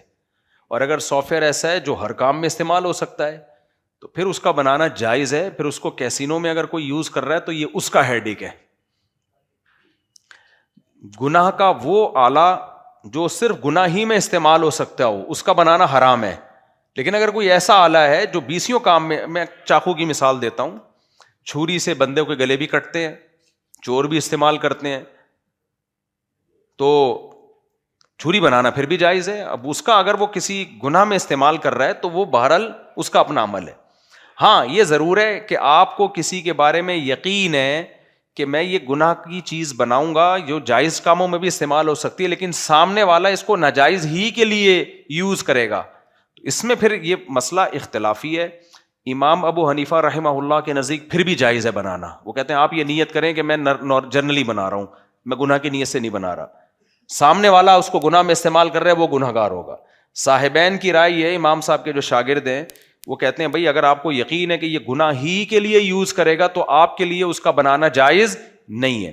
اب فقہ حنفی میں فتویٰ اس میں صاحبین کے قول پر ہے, سمجھ میں آ رہی ہے بات, فتویٰ اس پر ہے. لیکن اس زمانے میں ضرورت اس کی ہے کہ اس میں امام ابو حنیفہ کے قول پہ فتویٰ دیا جائے, کیونکہ اب اتنا زیادہ اس میں ابتلا اتنا زیادہ عام ہو گیا ہے کہ میری ٹوٹی پھوٹی ناقص رائے یہ کہ اس پہ چلنا لوگوں کے لیے ممکن ہے نہیں, کیونکہ گنجائشیں نا معاملات میں لوگوں کو زیادہ سے زیادہ دینی چاہیے, تو اس لیے گنجائش ہے. احتیاط کا تقاضا یہ ہے کہ اگر آپ کو یقین ہے کہ یہ گناہ ہی میں استعمال کرے گا, احتیاط یہ ہے کہ نہ بناؤ. پھر گنجائش یہ ہے کہ بنا لیجیے, یعنی بنانے کی بھی گنجائش ہے, احتیاط یہ ہے کہ نہ بنائی جائے. بہرحال نیت یہی کرنی ہے کہ اللہ میں اس لیے سے نہیں بنا رہا کہ یہ گناہ کرے گا. دیکھو ایک آدمی آپ سے انگور خرید کے جاتا ہے, آپ کو پتا ہے شراب کی فیکٹری میں یہ کیا بنائے گا, اس سے شراب بنائے گا انگور سے. احتیاط کا تقاضا ہے اس کو نہ بیچا جائے. فتوے کا تقاضا کیا ہے کہ جائز ہے بھائی آپ نیت یہ کرو بھائی اللہ ہم تو انگور بیچ رہے ہیں, اب یہ شراب بنا رہا ہے, یہ اس کا ہیڈک ہے, میں تھوڑی اس کو کہہ رہا ہوں کہ تو بنا بھائی, صحیح ہے نا. تو گنجائش ہی ہے. تو فقہا کے اختلاف کا فائدہ ہوتا ہے نا. حضرت مولانا شریف تھانوی رحمہ اللہ تعالیٰ کا ملفوظ ہے کہ اس زمانے میں کاروباری معاملات میں جتنی لوگوں کو گنجائش دی جا سکتی ہے دی جائے, خالص حرام سے بچ جائیں, یہ بہت بڑی بات ہے. شراب کی فیکٹری نہ کھول کے بیٹھے, انگور بیچتا رہے, ٹھیک ہے نا, تو گنجائش ہے اس کی. خالص حرام سے بچ جاؤ کاروباری معاملات میں اتنا بھی, کیونکہ لوگوں کے رزق کے دروازے جب بند ہوتے ہیں اور جب فاقہ آتا ہے نا گھر میں تو وہ اسلام سے بھی جاتا ہے. تو اس لیے میرا بھی یہی معمول ہے, حضرت مفتی تقی عثمانی صاحب بھی اسی پر عمل کرتے ہیں, اور ہمارے جامع رشید میں بھی اسی قانون کو فالو کیا جاتا ہے کہ کمانے میں جو مسائل ہیں نا, کمانے کے خرید و فروخت کے, اس میں اگر فقہا کی رائے میں اختلاف ہوتا ہے تو ہم گنجائش والی رائے کو ترجیح دیتے ہیں, تاکہ لوگوں پر دروازے رزق کے کھلیں. ملک کی حالت تو دیکھو نا. چلیں, ایک سوال ہے کہ اپنی زمین کو ہاں قومی بچت والوں کو دینا. نہیں قومی بچت والوں, اچھا زمین قومی بچت والوں کو دینا, کیا کریں گے وہ وہاں پہ؟ وہ اپنی تعمیر کریں گے عمارت کی, اور وہاں پہ اپنا جو بھی کاروبار. وہ بھی یہی مسئلہ ہے کہ زمین کسی کو بھی کرائے پہ دی جا سکتی ہے تعمیر کے لیے. اب اس تعمیر میں وہ آپ نے تو اس کو استعمال کے لیے دی ہے نا, جائز کام کے لیے, وہ اس میں اگر کچھ بھی کر لے تو وہ اس کا ہیڈک ہے. ہاں آپ شراب خانہ کھول کے نہ دیں کسی کو, گھر کرائے پہ دے دیا نا کسی کو آپ نے, اب اس میں ناچ گانا بھی کر رہا ہے, تو آپ یہ کہہ سکتے ہو میں نے تو رہنے کے لیے دیا ہے بھائی. تو زمین کسی کو بھی کسی کام کے لیے دی جا سکتی ہے, اس پہ اگر اس نے, وہی بات ہے کہ تقوی کا تقاضا ہے کہ نہ دیا جائے, فتوے کے میں گنجائش ہے. تقوی یہی ہے کہ نہ دیا جائے. میرا خیال ہے نہ دیں, کیونکہ اس میں وہ بہت طویل عرصے تک کے لیے وہ گناہ ہی میں یوز ہوگی, اور ضرورت بھی نہیں ہے نا, ضرورت بھی نہیں ہے نا. 20 لوگ رینٹ پہ لے لیں گے جگہ, اس کے بعد انتقال ہو جائے گا آپ کا. کہنے میرا آخری سوال ہے جی. اصل میں میرے والد کی ممانی کا انتقال ہوا, وہاں پہ ان کے بچوں نے زبردستی کھانے بٹھایا. میں نے کہا میرا دل مطمئن نہیں ہوتا. زبردستی کھانے بٹھایا, کھانے پہ بٹھایا؟ ہاں. میں نے کہا دل مطمئن نہیں ہوتا. میں نے کہا سوال کروں گا کہ یہ جائز ہے یا کیا معاملہ ہے؟ یہ ممانی کا انتقال ہوا تو ان کے بچوں نے زبردستی آپ کو کھانے پہ بٹھایا, اب تو کھا لیا نا. 3 نوالے پہ فوراً اٹھ گیا تھا. اب مجھے کیا پتا کون سا کھانا تھا, وہ کون سی قسم چل رہی تھی کھانے کی. بعض دفعہ یہ ہوتا ہے لوگ میت کو دفنا کے آتے ہیں, بھوکے ہوتے ہیں, تو وہاں ان کے لیے کھانے کا انتظام کر دیا جاتا ہے, تو وہ ٹھیک ہے. اور ایک ہوتا ہے 30 کا کھانا, 40 کا کھانا, وہ جائز نہیں ہے. جی مفتی صاحب, ایک شیمپو ہے یا صابن ہے, یہ کمپنی کی طرف سے آ رہا ہے, لاہور سے یا کراچی سے کوئٹے کی طرف آ رہا ہے مثال کے طور پر. 1 سال کے اندر 30 روپے کا چیز 100 روپے پر پہنچ گیا. اچھا, جو بیچنے والا ہے وہ بڑا تکلیف سے ادھار پہ بھی دیتا ہے, ہاں, پھر 2-3 مہینے کے بعد پیسے ملتا ہے. اس کا ریٹ خراب کر کے اپنے طرف سے اس کو कंपनी की तरफ से 10 रुपये मिलता है उसमें, हाँ अपनी तरफ से रेट ख़राब करके अगर 20 रुपया महंगा बेच सकता है या 30 रुपया, तो कैसे?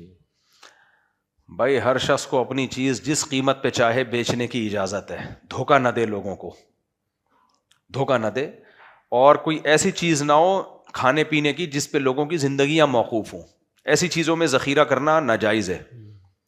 तो अगर ऐसे नहीं तो साबुन तो ऐसी चीज़ है कि नहीं, साबुन है, शैम्पू है, हाँ तो वो जिसने बेचे उसकी मर्जी, ज़्यादा से ज़्यादा लोग नहीं खरीदेंगे, फिर साबुन तो 20 लोग और बेच रहे हैं, वहाँ से ख़रीद लो भाई। मुफ्ती साहब ये जमात हमारी जो आपने कहा ना पेंडू तो हमारी गांव की जमात है, तो मुसाफा हो जाए, मुसाफे के लिए आए थे। अच्छा अभी करते हैं एक मिनट जी, बस ये आखिरी सवाल भाई, इसको माइक दे दो ना, माइक दे दो बच्चे को, माइक दे दो। Last question. मुफ्ती साहब मेरा एक सवाल था, आजकल जैसे ये लोग बहुत सारे लोगों में से ये कवालियाँ होती हैं, तो इसमें ये हुजूरों के नाम पे ढोल बजा रहे होते हैं और ये सब कर लेते हैं, क्या कव्वालियाँ जायज़ नहीं है भाई, कव्वालियाँ नबी साहबा के दौर के कोई कव्वाल का नाम बताओ आप, ऐसे ही अपनी तरफ से बेकार बात है। कव्वालों के अपने हाल तो देखो, मुंह में गुटका, अजीब से बाल और यूं झूम रहे होते हैं, तो ठीक नहीं है। चलें जी, आप भी